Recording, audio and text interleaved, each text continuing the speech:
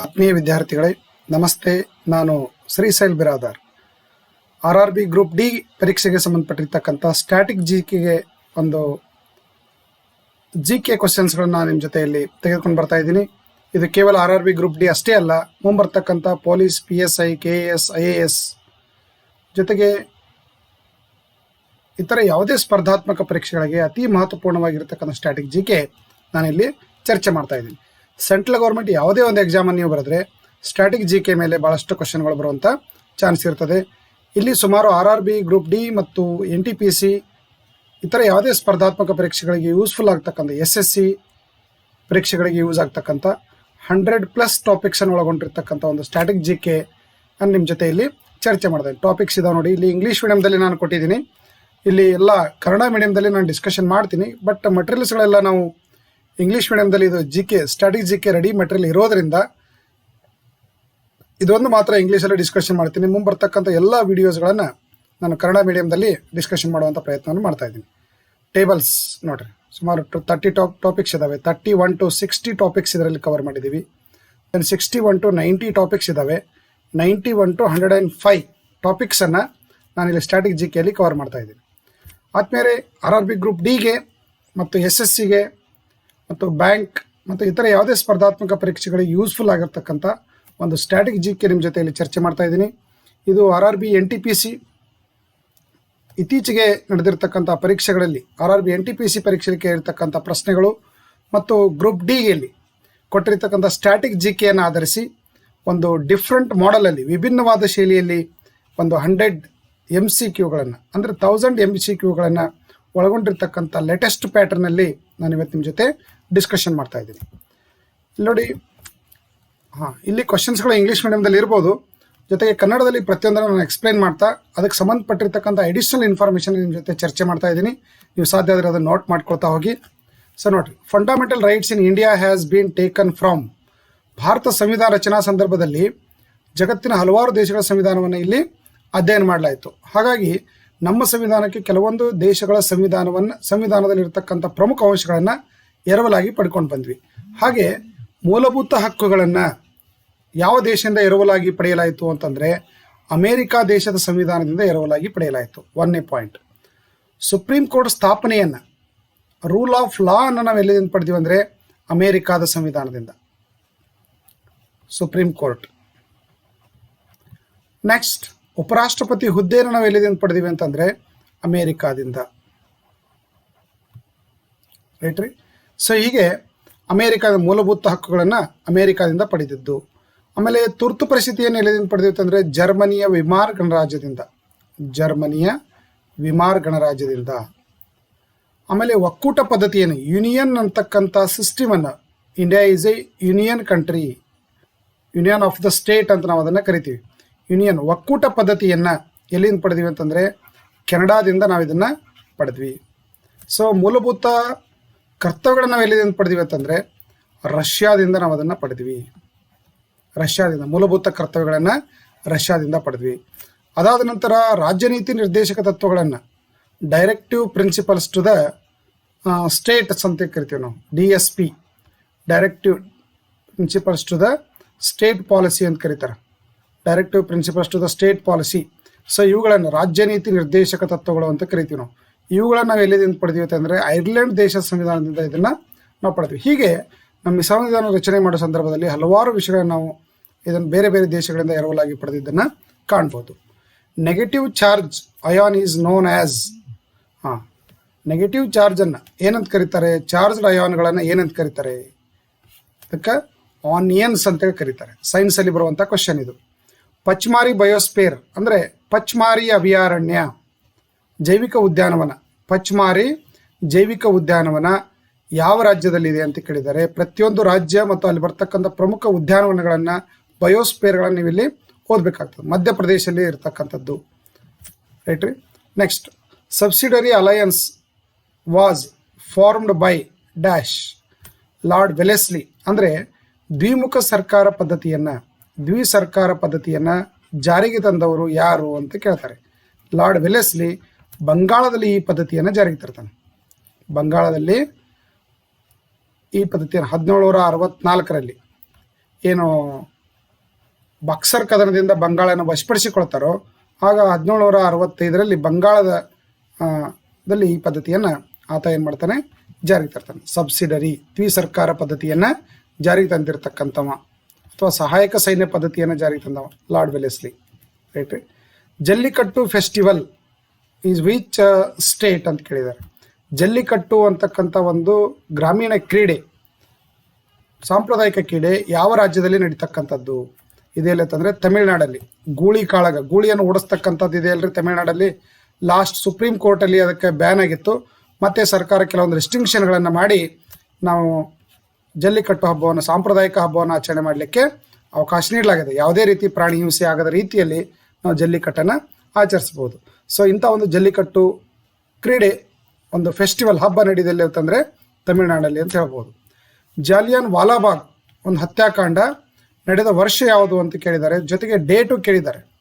ಜಾಲಿಯನ್ ವಾಲಾಬಾಗ್ ಪಂಜಾಬಿನ ಅಮೃತ್ಸರದಲ್ಲಿ, ಎಲ್ಲಿದು ಪಂಜಾಬ್ನ ಅಮೃತ್ಸರದಲ್ಲಿ ಬ್ರಿಟಿಷರು ಆಗ ಜಾರಿಗೆ ತಂದಿರತಕ್ಕಂಥ ಆರ್ಮ್ಸ್ ಆ್ಯಕ್ಟನ ಒಂದು ಪ್ರತಿಭಟನೆಗಾಗಿ ಅಲ್ಲಿ ಕೆಲವೊಂದಿಷ್ಟು ನಾಯಕರುಗಳು ಸಭೆ ಸೇರಿ, ಸ್ವಾತಂತ್ರ್ಯ ಹೋರಾಟಗಾರರು ಸಭೆ ಶಾಂತಿ ರೀತಿಯಿಂದ ಸಭೆ ಸೇರ್ತಾ ಇದ್ರು. ಯಾವುದು ಜಾಲಿಯನ್ ವಾಲಾಬಾಗ್ ಅಂತಕ್ಕಂಥ ಒಂದು ಗಾರ್ಡನ್ದಲ್ಲಿ. ಸೊ ಒಂದೇ ಕಡೆ ಎಂಟ್ರೆನ್ಸ್ ಇರ್ತಕ್ಕಂಥ ಈ ಗಾರ್ಡನ್ಗೆ ಜನರಲ್ ಡಯರ್ ನೇತೃತ್ವದಲ್ಲಿ ಬಂದಿರತಕ್ಕಂಥ ಬ್ರಿಟಿಷ್ ಸೇನೆ ಸುಮಾರು 1600 ಸುತ್ತು ಗೋಲಿಬಾರ್ಗಳನ್ನು ಮಾಡಿ ಇಲ್ಲಿ ಸಾವಿರಾರು ಜನರನ್ನು ಇಲ್ಲಿ ಬಲಿ ಪಡೆಯಲಾಯಿತು. ಸೊ ಇದು ಭಾರತದ ಸ್ವಾತಂತ್ರ್ಯ ಹೋರಾಟದಲ್ಲಿ ಅತ್ಯಂತ ಹಿಂಸಾತ್ಮಕವಾಗಿರತಕ್ಕಂಥ ಘಟನೆ ಅಂತ ನಾವು ಇದನ್ನು ಕರೆಯಲಾಗ್ತೀವಿ. ಈ ಒಂದು ಘಟನೆ ನಡೆದಿದ್ದರಿಂದಾಗಿ ಗಾಂಧೀಜಿಯವರು ಕೈಸರ್ ಇ ಹಿಂದ್ ಅಂತಕ್ಕಂಥ ಪ್ರಶಸ್ತಿಯನ್ನು, ಕೈಸರ್ ಇ ಹಿಂದ್ ಇದು ಬ್ರಿಟಿಷ್ ರಾಣಿ ಆಗಿನ ಭಾರತದ ಪ್ರಮುಖ ನಾಯಕರುಗಳಿಗೆ ಅಥವಾ ಅವರಿಗೆ ಸಹಕಾರ ನೀಡಿರ್ತಕ್ಕಂಥವರಿಗೆ ಕೊಡ್ತಕ್ಕಂಥ ಒಂದು ಪ್ರಶಸ್ತಿ, ಇದು ಗಾಂಧೀಜಿಯವರಿಗೆ ನೀಡಲಾಗಿತ್ತು. ಸೊ ಈ ಒಂದು ಅವಾರ್ಡನ್ನು ಗಾಂಧೀಜಿಯವರು ಏನು ಮಾಡ್ತಾರೆ, ಈ ಘಟನೆಯಿಂದ ಮನನೊಂದು ಹಿಂದಿರುಗಿಸುವಂಥ ಪ್ರಯತ್ನವನ್ನು ಮಾಡ್ತಾರೆ. Asian development bank head quarters ಎಲ್ಲಿದೆ ಅಂತ ಕೇಳಿದ್ದಾರೆ. ಫಿಲಿಪೈನ್ಸ್ನ ಮಂಡೇಲಿಯಾಂಗ್ ಅಂತ ಕರೀತಾರೆ. ಸೊ ಅಲ್ಲಿ ಹೆಡ್ ಕ್ವಾರ್ಟರ್ ಇದೆ. ಅಂದರೆ ಪ್ರಪಂಚದ ಪ್ರಮುಖ ಅಂತಾರಾಷ್ಟ್ರೀಯ ಒಂದು ಸಂಸ್ಥೆಗಳು ಮತ್ತು ಬ್ಯಾಂಕ್ಗಳು ಅದರ ಹೆಡ್ ಕ್ವಾರ್ಟರ್ಗಳನ್ನು ನೀವಿಲ್ಲಿ ನೋಡ್ಕೋಬೇಕಾಗ್ತದೆ ಸ್ಟ್ರಾಟಜಿಕದಲ್ಲಿ. Which vitamin helps in blood clotting, ರಕ್ತ ಹೆಪ್ಪುಗಟ್ಟಲು ಅಥವಾ ಬ್ಲಡ್ ಕ್ಲಾಟಿಂಗ್ಗೆ ಸಹಾಯಕವಾಗ್ತಕ್ಕಂಥ ಒಂದು ವಿಟಮಿನ್ ಯಾವುದು ಅಂತಂದರೆ ವಿಟಮಿನ್ ಕೆ. ಇಂಥ ಕೆಲವೊಂದಿಷ್ಟು ವಿಟಮಿನ್ಗಳನ್ನು ನಾವಿಲ್ಲಿ ನೋಡ್ಕೊಂಡಿರಬೇಕು, ಅದರ ಉಪಯೋಗಗಳು ಮತ್ತು ಅದು ಎಲ್ಲಿ ದೊರೀತವೆ, ಯಾವುದರಲ್ಲಿ ದೊರೀತವೆ. ಫಾರ್ ಎಕ್ಸಾಂಪಲ್, ಈಗ ಸೂರ್ಯನ ಕಿರಣದಲ್ಲಿ ಯಾವ ಒಂದು ವಿಟಮಿನ್ ಇರುತ್ತೆ ಅಂತ ಕೇಳ್ಬೋದು. ಸೂರ್ಯನ ಕಿರಣದಲ್ಲಿ ವಿಟಮಿನ್ ಡಿ ಇರುತ್ತೆ. ಸೊ ಯಾವ ವಿಟಮಿನ್ ಕೊರತೆಯಿಂದ ಇರುಳುಗಣ್ಣು ರೋಗ ಬರುತ್ತದೆ ಅಂತ ಕೇಳಿದ್ದಾರೆ. ಎ ವಿಟಮಿನ್ ಕೊರತೆಯಿಂದ ಇರುಳುಗಣ್ಣು ರೋಗ ಬರ್ತದೆ. ಸ್ಕರ್ವಿ ರೋಗ ಇದರಿಂದ ಬರ್ತದೆ. ವಿಟಮಿನ್ ಸಿ ಕೊರತೆಯಿಂದ ಸ್ಕರ್ವಿ ರೋಗ ಬರ್ತದೆ. ವಿಟಮಿನ್ ಬಿ ಕೊರತೆಯಿಂದ ಯಾವ ರೋಗ ಬರ್ತದೆ, ಬೇರಿ ರೋಗ ಬರ್ತದೆ. ಸೊ ಹೀಗೆ ಕೆಲವೊಂದಿಷ್ಟು ಸೈನ್ಸಲ್ಲಿ ಆಲ್ರೆಡಿ ಟೆಕ್ಸ್ಟ್ ಬುಕ್ಕಲ್ಲಿ ಇದಾವೆ. Science text book 8th and 10th text ಬುಕ್ಕಲ್ಲಿ ಇವೆಲ್ಲ ಇದಾವೆ. ಯಾವ್ಯಾವ ವಿಟಮಿನ್ ಎಲ್ಲಿ ಸಿಗ್ತದೆ, ಯಾವ ವಿಟಮಿನಿಂದ ಯಾವ ರೋಗಗಳು ಬರ್ತವೆ ಅಂತ ಹೇಳಿ ನೀವು ಅದನ್ನು ನೋಡ್ಕೋಬೇಕಾಗ್ತದೆ. ಡೆಫಿನೆಟ್ಲಿ ಇದ್ರ ಮ್ಯಾಗ ಒಂದು ಕ್ವಶನ್ ಇರ್ತದೆ. Which country have largest area, ಅಂದರೆ ಪ್ರಪಂಚದಲ್ಲಿ ಅತಿ ದೊಡ್ಡದಾಗಿರ್ತಕ್ಕಂಥ ದೇಶ ಯಾವುದು ಅಂತಂದರೆ ರಷ್ಯಾ. ನೋಡ್ರಿ, ಇಲ್ಲಿ ಒಂದು ಟ್ರಿಕ್ಸ್ ಹೇಳ್ತೀನಿ ನೋಡ್ರಿ. RKCABA. R means Russia, K means Canada, C means China, next A means America, B means Brazil, A means Australia, B means Bharat. Bharat ಎಷ್ಟನೇ ದೊಡ್ಡ ದೇಶ ಜಗತ್ತಿನಲ್ಲಿ? 7ನೇ ದೊಡ್ಡ ದೇಶ. ವಿಸ್ತೀರ್ಣದಲ್ಲಿ 7ನೇ ದೊಡ್ಡ ದೇಶ. 32,87,263 ಚದುರ ಕಿಲೋಮೀಟರ್ ಪ್ರದೇಶವನ್ನು ಭಾರತ ಹೊಂದಿದೆ. ಪ್ರಪಂಚದಲ್ಲಿ 7ನೇ ದೊಡ್ಡ ದೇಶ. ಹೀಗೆ ಭಾರತಕ್ಕಿಂತ ದೊಡ್ಡ ದೇಶಗಳು ಯಾವುವು ಅಂತಂದರೆ ಇದು. R means Russia, K means Canada, C means China, A means America 4ನೇ ದೊಡ್ಡ ದೇಶ. ನೆಕ್ಸ್ಟ್ 5ನೇ ದೇಶ ಬ್ರೆಜಿಲ್, 6ನೇದು ಆಸ್ಟ್ರೇಲಿಯಾ, 7ನೇದು ಭಾರತ. ಭಾರತ 7ನೇ ದೊಡ್ಡ ದೇಶ ಅಂತ ಹೇಳ್ಬೋದು. ನೋಡಿರಿ, Kalbelia is a folk dance of Rajasthan. ಯಾವ ರಾಜ್ಯದ ಒಂದು ಜಾನಪದ ನೃತ್ಯ ಕಲ್ಬೇಲಿಯಾ ಅಂತಕ್ಕಂಥ ಕೇಳಿದ್ದಾರೆ. ಇದು ರಾಜಸ್ಥಾನ. ಪ್ರತಿಯೊಂದು ರಾಜ್ಯದ್ದು ಒಂದೊಂದು ಜಾನಪದ ನೃತ್ಯಗಳಿರ್ತವೆ. ಸೊ ಅದ್ರ ಮೇಲೆ ಡೆಫಿನೆಟ್ ಒಂದು ಕ್ವಶನ್ ಇಲ್ಲಿ ಸ್ಟ್ರಾಟಜಿಕಲ್ಲಿ ಬರ್ತದೆ. ಓಕೆ, ಸೊ ಶೀಘ್ರದಲ್ಲಿ ನಾನು ಆನ್ಲೈನ್ ಒಂದು ತರಬೇತಿಯನ್ನು ಸ್ಟಾರ್ಟ್ ಮಾಡ್ತಾ ಇದ್ದೀನಿ. So creative study circle banking academy ವತಿಯಿಂದ ಪ್ರತಿದಿನ RRB ಗ್ರೂಪ್ ಡಿಗೆ ಸಂಬಂಧಪಟ್ಟಿರ್ತಕ್ಕಂಥ ಒಂದು ಬ್ಯಾಚು ಸಾಯಂಕಾಲ 7ರಿಂದ ಅಥವಾ 7:30ರಿಂದ 7 PM to 9:30 PM 7:30 PM to 9:30 PM ವರೆಗೆ ಶೀಘ್ರದಲ್ಲಿ ನಾನು ಒಂದು ಆನ್ಲೈನ್ ಕ್ಲಾಸನ್ನು ಗ್ರೂಪ್ ಡಿಗೆ ಮಾಡ್ತಾ ಇದ್ದೀನಿ. ಯಾರು RRB ಗ್ರೂಪ್ ಡಿಗೆ ನೀವು ಆನ್ಲೈನ್ ಕ್ಲಾಸ್ಗೆ ಹಾಜರಾಗಲಿಕ್ಕೆ ಬಯಸಿದ್ದೀರಿ ಅವರು 8618748199 ಈ ನಂಬರ್ಗೆ ನಿಮ್ಮ ಹೆಸರು, ನೇಮ್ ಮತ್ತು ನಿಮ್ಮ ಪ್ಲೇಸು, ಯಾವ ಪ್ಲೇಸಿಂದ ನೀವು ಹಾಜರಾಗ್ತಾ ಇದ್ದೀರಿ ಅನ್ನೋದನ್ನು ಇಲ್ಲಿ ಎಷ್ಟು ಕಳಿಸ್ಬೇಕು. ಇಲ್ಲಿ ಏನೇನು ಕವರ್ ಮಾಡ್ತೀವಿ ನಾವು, ಮ್ಯಾಥ್ಸ್, ಜನರಲ್ ಮ್ಯಾಥ್ಸ್ ಕವರ್ ಆಗುತ್ತೆ, ಆಮೇಲೆ ರೀಸನಿಂಗ್ ಕವರ್ ಆಗುತ್ತೆ, ಮೆಂಟಲ್ ಎಬಿಲಿಟಿ, ಇದರ ಜೊತೆಗೆ GK ಪ್ಲಸ್ ಸ್ಟ್ಯಾಟಿಕ್ GK. ಇದು ಕನ್ನಡದಲ್ಲಿ ಹೇಳ್ತೀನಿ ನಾನು. ಕನ್ನಡದಲ್ಲಿ ಹಿಸ್ಟ್ರಿ, ಭಾರತದ ಒಂದು ಇತಿಹಾಸದ ಪ್ರಮುಖ ಅಂಶಗಳನ್ನು, ಆಮೇಲೆ ಸಂವಿಧಾನವನ್ನು, ಪ್ರಪಂಚದ ಭೂಗೋಳವನ್ನು, ವರ್ಲ್ಡ್ ಜಾಗ್ರಫಿಯನ್ನು, ಆಮೇಲೆ ಫಿಸಿಕಲ್ ಜಾಗ್ರಫಿ ಮತ್ತು ಇಂಡಿಯನ್ ಜಾಗ್ರಫಿ, ಇಲ್ಲಿ ಜಾಗ್ರಫಿ ಮೇಲೆ ಕೆಲವೊಂದಿಷ್ಟು ಕ್ವಶನ್ಗಳನ್ನು ಕವರ್ ಮಾಡ್ತೀನಿ. ಎಕನಾಮಿಕ್ಸ್ ಮೇಲೆ ಕೆಲವೊಂದಿಷ್ಟು ವಿಷಯಗಳನ್ನು ಡಿಸ್ಕಷನ್ ಮಾಡ್ತೀನಿ. ಸೊ ಇಲ್ಲಿ static GK, reasoning and maths ಆಗುತ್ತೆ. ಆಮೇಲೆ ಕರೆಂಟ್ ಅಫೇರ್ಸ್ ಆಗುತ್ತೆ. ಕರೆಂಟ್ ಅಫೇರ್ಸು ನೀವೆಲ್ಲ ಕನ್ನಡ ಮ್ಯಾಗ್ಝಿನ್ದಲ್ಲಿ ಓದ್ತಿರಲ್ಲ, ಆ ಥರ ಇರೋದಿಲ್ಲ. ಸೊ ನ್ಯಾಷನಲ್ ಮತ್ತು ಇಂಟರ್ನ್ಯಾಷನಲ್ ಲೆವೆಲಲ್ಲಿ ಆಗಿರ್ತಕ್ಕಂಥ ಬರ್ನಿಂಗ್ ಇಶ್ಯೂ ಮೇಲೆ ಬರ್ತಕ್ಕಂಥ ಹೈಲೈಟ್ ಪಾಯಿಂಟ್ಸನ್ನು ನೀವಿಲ್ಲಿ ನೋಡಬೇಕು. ಅದಕ್ಕಿಂತ ಮೊದಲು ನಾನು ಆನ್ಲೈನ್ ಕ್ಲಾಸ್ ಸ್ಟಾರ್ಟ್ ಮಾಡೋಕ್ಕಿಂತ ಮೊದಲು ವಿಡಿಯೋದಲ್ಲಿ ಇವೆಲ್ಲ ಸೆಕ್ಷನ್ಗೆ ಸಂಬಂಧಪಟ್ಟಿರ್ತಕ್ಕಂಥ ಯೂಟ್ಯೂಬ್ ಕ್ಲಾಸನ್ನು ಮಾಡಿರ್ತೀನಿ. ಇದು ಲೈಕ್ ಆಯಿತು ಅಂದರೆ ನೀವಲ್ಲಿ ಜಾಯ್ನ್ ಆಗ್ಬೋದು. ಪ್ರತಿದಿನ 2 ಗಂಟೆ ಇರ್ತದೆ. ಸಂಡೇ ಮತ್ತು ಸ್ಯಾಟರ್ಡೇ ಗೌರ್ಮೆಂಟ್ ಹಾಲಿಡೇ ಇದ್ದಾಗ +2 ಅವರ್ಸ್ ನಾನು ಎಕ್ಸ್ಟ್ರಾ ಕ್ಲಾಸನ್ನು ತೆಗೆದುಕೊಂಡು +2 ಅವರ್ಸ್ ಆಗ್ಬೋದು, +3 ಅವರ್ಸ್ ಆದರೂ ಆಗ್ಬೋದು.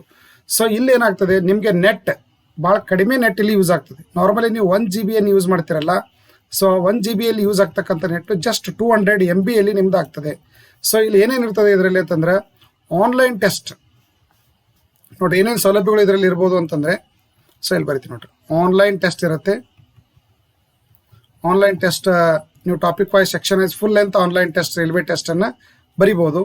ಜೊತೆಗೆ ಇದಾದ ನಂತರ PDF ಗಳನ್ನು ಹಾಕ್ತೀವಿ. ಕೆಲವೊಂದಿಷ್ಟು ನೋಟ್ಸ್ಗಳನ್ನು ನಿಮ್ಮ ವ್ಯಾಟ್ಸಪ್ಗೆ ಶೇರ್ ಮಾಡ್ತೀವಿ. ಜೊತೆಗೆ ವಿಡಿಯೋಸ್ಗಳನ್ನು ನೀವಿಲ್ಲಿ ಲೈವ್ ವಿಡಿಯೋಸ್ಗಳನ್ನು ನೋಡ್ಬೋದು. ಒಂದು ವೇಳೆ ಅವಾಗ ನಿಮಗೆ ಲೈವ್ ವಿಡಿಯೋ ನೋಡಾಗ ಟೈಮ್ ಸಿಗಲಿಲ್ಲ, ನೀವು ಫ್ರೀ ಇರಲಿಲ್ಲ ಅಥವಾ ನೆಟ್ ಇರಲಿಲ್ಲ ಅಥವಾ ಏನಾದರೂ ಪ್ರಾಬ್ಲಮ್ ಆಯಿತು ಅಂದರೆ ಆಲ್ರೆಡಿ ನಮ್ಮ ಮೊಬೈಲ್ ಆ್ಯಪಲ್ಲಿ ಅವು ರೆಕಾರ್ಡ್ ಇರ್ತವೆ. ನೀವು ನೆಕ್ಸ್ಟ್ ಇನ್ನೊಂದು ಸಲ ಕೂತು ಆ ರಿಕಾರ್ಡೆಡ್ ವಿಡಿಯೋಗಳನ್ನು ನೀವಿಲ್ಲಿ ನೋಡ್ಬೋದು. ಸೊ ಇವೆಲ್ಲ ಫೆಸಿಲಿಟೀಸ್ಗಳನ್ನು ನಾನು ಕೊಡ್ತಾ ಇದ್ದೀನಿ. ಮತ್ತು ಭಾಳಷ್ಟು ಕಡಿಮೆ ಒಂದು ಫೀಸನ್ನು ನಾನು ಇಲ್ಲಿ ಡಿಸೈಡ್ ಮಾಡ್ತಾ ಇದ್ದೀನಿ. ಇನ್ನೂ ಫೀಸ್ ಡಿಸೈಡ್ ಆಗಿಲ್ಲ, ಇನ್ನು 2 ದಿನದಲ್ಲಿ ಫೀಸ್ ಡಿಸೈಡ್ ಮಾಡ್ತೀನಿ. ಅದಕ್ಕಾಗಿ ಯಾರು ನೀವು ಕ್ಲಾಸಿಗೆ ಜಾಯ್ನ್ ಆಗ್ಬೇಕು ಅಂದ್ಕೊಂಡಿದ್ದೀರಿ, ಈ ಒಂದು ನಂಬರ್ಗೆ ನಿಮ್ಮ ನೇಮು ಮತ್ತು ಪ್ಲೇಸನ್ನು ನೀವು ಕಳಿಸಿದರೆ ಸಾಕು, ನಾನು ನೋಟ್ ಮಾಡ್ಕೋತೀನಿ. 50 ಮೆಂಬರ್ಸದ್ದು ಒಂದು ಬ್ಯಾಚ್ ಆಗುತ್ತೆ. ಯೂಸಲಿ ಒಂದು ಬ್ಯಾಚ್ ಭಾಳಾದ್ರೆ ಒಂದು ಬ್ಯಾಚ್ ಮುಗಿತದೆ ಎಕ್ಸಾಮ್ ಮುಗಿದ್ರೊಳಗಾಗಿ. ಸೊ ಅದಕ್ಕಾಗಿ ಈ ಒಂದು ಬ್ಯಾಚ್ಗೆ ನಿಮ್ಮ ಜಸ್ಟ್ ಹೆಸರು ಮತ್ತು ಪ್ಲೇಸನ್ನು ಕಳಿಸಿ, ನಮ್ಮ ಸ್ಟಾಫ್ ನಿಮಗೆ ಫಾಲೋ ಅಪ್ ಮಾಡ್ತಾರೆ, ನಿಮಗೆ ಮೆಸೇಜ್ ಬರ್ತದೆ, ಆಗ ನೀವು ಜಾಯ್ನ್ ಆಗ್ಬೋದು. ಅದಕ್ಕಿಂತ ಮೊದಲು ನಾನು ಈ ಎಲ್ಲ ಸಬ್ಜೆಕ್ಟ್ ಮೇಲೆ ಯಾವ ಥರ ಕ್ಲಾಸ್ ಹೇಳ್ತೀನಿ ಅನ್ನೋದನ್ನು ನೋಡಿ ನೀವು ಆನ್ಲೈನ್ ಕ್ಲಾಸ್ಗೆ ಜಾಯ್ನ್ ಆಗಬೇಕು. ಮತ್ತು ಕಂಪ್ಲೀಟ್ ಸಿಲೆಬಸ್ಸನ್ನು ನಿಮ್ಮ ಜೊತೆಯಲ್ಲಿ ಕವರ್ ಮಾಡ್ತೀನಿ. Okay, study of heart is called ಅಂದರೆ ಹೃದಯವನ್ನು ಕುರಿತು ಅಧ್ಯಯನ ಮಾಡ್ತಕ್ಕಂಥ ವಿಷಯ ಯಾವುದು, ಕಾರ್ಡಿಯಾಲಜಿ. ಸ್ಟಡಿ ಆ್ಯಂಡ್ ಟಾಪಿಕ್ಸ್ ಮೇಲೇ ಸಪ್ರೇಟ್ ಆಗಿರ್ತಕ್ಕಂಥ ಒಂದು ವಿಡಿಯೋ ಇರ್ತದೆ, ಅಲ್ಲಿ ಇದನ್ನು ಕವರ್ ಮಾಡ್ತೀನಿ. ಕಾನ್ಸ್ಟಿಟ್ಯೂಷನ್ ಡೇ, ಸಂವಿಧಾನ ದಿನವನ್ನಾಗಿ ಯಾವ ದಿನವನ್ನು ಆಚರಣೆ ಮಾಡಲಾಗ್ತಾ ಇದೆ? ಪ್ರತಿ ವರ್ಷ ನವೆಂಬರ್ 26 ಸಂವಿಧಾನ ದಿನವನ್ನಾಗಿ ಆಚರಣೆ ಮಾಡಬೇಕು ಅಂತೇಳಿ ಕಳೆದ 4 ವರ್ಷದ ಹಿಂದೆ ಇಂದಿನ ಪ್ರಧಾನಮಂತ್ರಿಗಳಾಗಿರ್ತಕ್ಕಂಥ ನರೇಂದ್ರ ಮೋದಿಯವರು ಅನೌನ್ಸ್ ಮಾಡಿದರು. ಯಾವ ದಿನದಂದು ಅನೌನ್ಸ್ ಮಾಡಿದರು? ಸೊ ಡಾಕ್ಟರ್ BR ಅಂಬೇಡ್ಕರ್ ಅವರ ಜನ್ಮದಿನ ಆಚರಣೆ ಮಾಡುವ ಸಂದರ್ಭ, 150ನೇ ಜನ್ಮ ದಿನಾಚರಣೆಯನ್ನು ಆಚರಣೆ ಮಾಡುವ ಸಂದರ್ಭದಲ್ಲಿ ನವೆಂಬರ್ 26 ಸಂವಿಧಾನ ದಿನವನ್ನಾಗಿ ಆಚರಣೆ ಮಾಡಲಿಕ್ಕೆ ಅನೌನ್ಸ್ ಮಾಡಿದರು. ಯಾಕಂತಂದರೆ ಭಾರತ ಸಂವಿಧಾನ ರಚನೆ ಮಾಡಲಿಕ್ಕೆ 1946 ಡಿಸೆಂಬರ್ 9ರಂದು ಸಂವಿಧಾನದ ಮೊದಲ ಸಭೆ ದೆಹಲಿಯಲ್ಲಿ ನಡೆಯುತ್ತೆ. ಸೊ ಅಲ್ಲಿಂದ 1946 ಡಿಸೆಂಬರ್ 9ರಿಂದ 1949 ನವೆಂಬರ್ 26ರವರೆಗೆ ನಮ್ಮ ದೇಶ ಸಂವಿಧಾನವನ್ನು ರಚನೆ ಮಾಡಿ 1949 ನವೆಂಬರ್ 26ರಂದು ಇದನ್ನು ನಮ್ಮ ಸಂವಿಧಾನವನ್ನು ಅಂಗೀಕಾರ ಮಾಡಲಾಯಿತು. ಈ ಅಂಗೀಕಾರ ಮಾಡಿದ ದಿನವನ್ನು ಸಂವಿಧಾನ ದಿನವನ್ನಾಗಿ ಆಚರಣೆ ಮಾಡಲಿಕ್ಕೆ ಅನೌನ್ಸ್ ಮಾಡಲಾಗಿದೆ. ಸಂವಿಧಾನದ ಭಾಗಶಃ ಭಾಗ ನೋಡ್ರಿ, ಭಾಗಶಃ ಭಾಗ ಆಗ ಜಾರಿಯಲ್ಲಿ ಬಂತು. ಪೂರ್ಣ ಸಂವಿಧಾನ ಜಾರಿಗೆ ಬಂದಿದ್ದು ಯಾವಾಗ ಅಂತಂದರೆ 1950 ಜನವರಿ 26ರಂದು. ನೋಡ್ರಿ, 1950 ಜನವರಿ 26ರಂದು ನಮ್ಮ ದೇಶದ ಸಂವಿಧಾನ ಪೂರ್ಣವಾಗಿ ಜಾರಿಗೆ ಬಂತು. ಅವಾಗಿನಿಂದ ಭಾರತ ದೇಶ ಒಂದು ಗಣರಾಜ್ಯವಾಯಿತು. ಯಾವ ದಿನದಿಂದ ಭಾರತ ಗಣರಾಜ್ಯವಾಯಿತು ಅಂದರೆ 1950 ಜನವರಿ 26ರಿಂದ ಭಾರತ ಒಂದು ಗಣರಾಜ್ಯವಾಯಿತು ಅಂತ ನಾವು ಓದ್ತೀವಿ. ಸೊ ಈ ಥರ ಸಂವಿಧಾನದ ಬಗ್ಗೆ ನಾವಿಲ್ಲಿ ಇಂಡಿಯನ್ ಕಾನ್ಸ್ಟಿಟ್ಯೂಷನ್ ಹೇಳುವಾಗ ಡಿಟೇಲ್ ಆಗಿ ನಾನಿಲ್ಲಿ ಕವರ್ ಮಾಡ್ತೀನಿ. ಓಕೆ, ಫೋರ್ಟ್ ವಿಲಿಯಂ ಕಾಲೇಜ್ ಈ ಸಿಚುವೇಟೆಡ್ ಇನ್. ಫೋರ್ಟ್ ವಿಲಿಯಂ ಕಾಲೇಜನ್ನು ಎಲ್ಲಿ ಸ್ಥಾಪನೆ ಮಾಡಲಾಗಿತ್ತು? ಕೋಲ್ಕತ್ತಾದಲ್ಲಿ ಸ್ಥಾಪನೆ ಆಗಿತ್ತು. ಲಾರ್ಡ್ ಕಾರ್ನ್ವಾಲಿಸ್, ಯಾರಿದು? ಲಾರ್ಡ್ ಕಾರ್ನ್ವಾಲಿಸ್ ಕೋಲ್ಕತ್ತಾದ ಪೋರ್ಟ್ ವಿಲಿಯಂದಲ್ಲಿ ಈ ಕಾಲೇಜನ್ನು, ಅಲ್ಲಿ ಕೋಟೆ ಹೆಸರು ಪೋರ್ಟ್ ವಿಲಿಯಮ್ಮೇ, ಪೋರ್ಟ್ ವಿಲಿಯಂ ಕಾಲೇಜನ್ನು ಸ್ಟಾರ್ಟ್ ಮಾಡಿದೆ. ಎದಕ್ಕಾಗಿ? ಬ್ರಿಟಿಷ್ ಆಡಳಿತಕ್ಕೆ ಸಹಾಯಕವಾಗುವ ಕ್ಲರ್ಕ್ಗಳ ಒಂದು ತಯಾರಿಗಾಗಿ, ಅವರಿಗೆ ಆಫೀಸಿಯಲ್ ವರ್ಕ್ ಮಾಡಲಿಕ್ಕೆ ಕ್ಲರ್ಕ್ಗಳು ಬೇಕಾಗಿದ್ದರು, ಅವರ ತಯಾರಿಗಾಗಿ ಪೋರ್ಟ್ ವಿಲಿಯಂ ಕಾಲೇಜನ್ನು ಸ್ಟಾರ್ಟ್ ಮಾಡಿದರು. ಇನ್ನು ಭಾರತದ ರಾಷ್ಟ್ರೀಯ ಹೆದ್ದಾರಿ, ಅತಿ ಉದ್ದವಾಗಿರ್ತಕ್ಕಂಥ ರಾಷ್ಟ್ರೀಯ ಹೆದ್ದಾರಿ ಯಾವುದು ಅಂತ ಕೇಳ್ತಾರೆ. National highway 44, NH 44. ಇದು ಭಾರತದಲ್ಲಿ ಜಮ್ಮು ಕಾಶ್ಮೀರದಿಂದ ಶ್ರೀನಗರದವರೆಗೆ, ಜಮ್ಮು ಕಾಶ್ಮೀರದ ಶ್ರೀನಗರದಿಂದ ಇಲ್ಲಿ ಕನ್ಯಾಕುಮಾರಿವರೆಗೆ, ರೈಟ್ ರೀ, ಕನ್ಯಾಕುಮಾರಿವರೆಗೆ ಇರ್ತಕ್ಕಂಥದ್ದು. ಇದು ಭಾರತದಲ್ಲಿ ಅತಿ ಉದ್ದವಾಗಿರ್ತಕ್ಕಂಥ ರಾಷ್ಟ್ರೀಯ ಹೆದ್ದಾರಿ ಅಂತ ಕರಿತೀವಿ. ಇನ್ನು ಗೋಲ್ಡನ್ ಕ್ವಾಡ್ರಿಲ್ಯಾಟ್ರಲ್ ಅಂತಕ್ಕಂಥ ಬರ್ತದೆ, ಸುವರ್ಣ ಚತುಷ್ಕೋನ ರಸ್ತೆ ಅಂತ ಬರ್ತದೆ. ಇದು ಡಾಕ್ಟರ್ ವಾಜಪೇಯಿ ಅವರು ಪ್ರಧಾನಮಂತ್ರಿ ಆಗಿದ್ದಾಗ ದೇಶದಲ್ಲಿ ನಾವೆಲ್ಲ ಈಗ ನೋಡ್ಬೋದು, ಎಕ್ಸ್ಪ್ರೆಸ್ ಹೈವೇಗಳನ್ನು ನೋಡ್ತಾ ಇದೀವಲ್ಲ, ಆ ಒಂದು ಹೈವೇಗಳ ಒಂದು ಬದಲಾವಣೆಯನ್ನು, ಆಧುನಿಕತೆ ಟಚ್ ಅನ್ನು ಕೊಟ್ಟವರು ಯಾರು ಅಂದರೆ ವಾಜಪೇಯಿ ಅವರು, right. Sharia law is related to which religion? ಶರಿಯಾ ಕಾನೂನು ಯಾವ ಧರ್ಮಕ್ಕೆ ಸಂಬಂಧಪಟ್ಟಿದ್ದು ಅಂತ ಕೇಳಿದ್ದಾರೆ. ಇಸ್ಲಾಂಗೆ ಸಂಬಂಧಪಟ್ಟಿರ್ತಕ್ಕಂಥದ್ದು. ಇಸ್ಲಾಂ ತತ್ವಗಳಿಗೆ ಅನುಗುಣವಾಗಿ ಶರಿಯಾ ಕಾನೂನು ರಚನೆ ಆಯಿತು. Majuli river island is in dash. Majuli ದ್ವೀಪ ಎಲ್ಲಿದೆ ಅಂತ ಕೇಳಿದ್ದಾರೆ. ಇದೆಲ್ಲಿದೆ ಅಂದರೆ ಅಸ್ಸಾಮಲ್ಲಿ ಇದೆ. ನೀವೇನು ಈಶಾನ್ಯ ರಾಜ್ಯಗಳಲ್ಲಿ ನೋಡ್ತಾ ಇದೀವಲ್ಲ, ಇಲ್ಲಿ ಈಶಾನ್ಯ ರಾಜ್ಯಗಳೇನು ಬರ್ತದೆ ಭಾರತದ, ಇಲ್ಲಿ ಈಶಾನ್ಯ ರಾಜ್ಯಗಳು, ಇಲ್ಲಿ ಬ್ರಹ್ಮಪುತ್ರ ನದಿ ಬರ್ತದೆ. ಬ್ರಹ್ಮಪುತ್ರ ನದಿ ಇಲ್ಲಿ ಅರುಣಾಚಲ ಪ್ರದೇಶದಲ್ಲಿ ಭಾರತವನ್ನು ಪ್ರವೇಶ ಮಾಡ್ತದೆ. ಇಲ್ಲಿ ಏನಾಗ್ತದೆ, ಅಸ್ಸಾಮಲ್ಲಿ ಬಂದು ಹಿಂಗೆ 2 ಟಿಸರ್ಗಳಾಗಿ ಹೊಡೆದು ಮತ್ತೆ ಕುಡ್ಕೋತದ ಮುಂದಿಲ್ಲಿ. ಸೊ ಇಲ್ಲಿ ಇರ್ತಕ್ಕಂಥ ದ್ವೀಪ ಯಾವುದು, ಅಸ್ಸಾಂನಲ್ಲಿ ಇರ್ತಕ್ಕಂಥ ದ್ವೀಪ ಯಾವುದು ಅಂತಂದರೆ ಮಜುಲಿ ದ್ವೀಪ.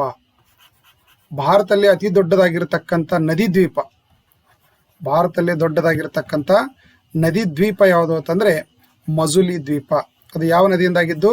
ಬ್ರಹ್ಮಪುತ್ರ ನದಿಯಿಂದಾಗಿದ್ದು. ಹೀಗಾಗಿ ಬ್ರಹ್ಮಪುತ್ರ ನದಿ ಹಿಮಾಲಯ ಪರ್ವತಗಳಿಂದ ಹರಿದು ಬರೋದರಿಂದ ಇದನ್ನು ಅಸ್ಸಾಂನ ಕಣ್ಣೀರ್ ನದಿ ಅಂತ ಕರೀತಾರೆ. ಯಾಕಂತಂದರೆ ಭಾರೀ ಪ್ರವಾಹವನ್ನು ಉಂಟು ಮಾಡಿ ಇಲ್ಲಿ ಬೆಳೆಗಳು, ಕೃಷಿ ಬೆಳೆಗಳ ಹಾನಿ ಆಗ್ತದೆ, ಜನರ ಸಾವು ನೋವುಗಳಿಗೆ ಕಾರಣ ಆಗ್ತದೆ, ಆಸ್ತಿ ಪಾಸ್ತಿ ಹಾನಿ ಆಗ್ತದೆ. ಹೀಗಾಗಿ ಅಸ್ಸಾಮಿನ ಕಣ್ಣೀರಿನ ನದಿ ಅಂತ ಕರೀತಾರೆ ಇದನ್ನು.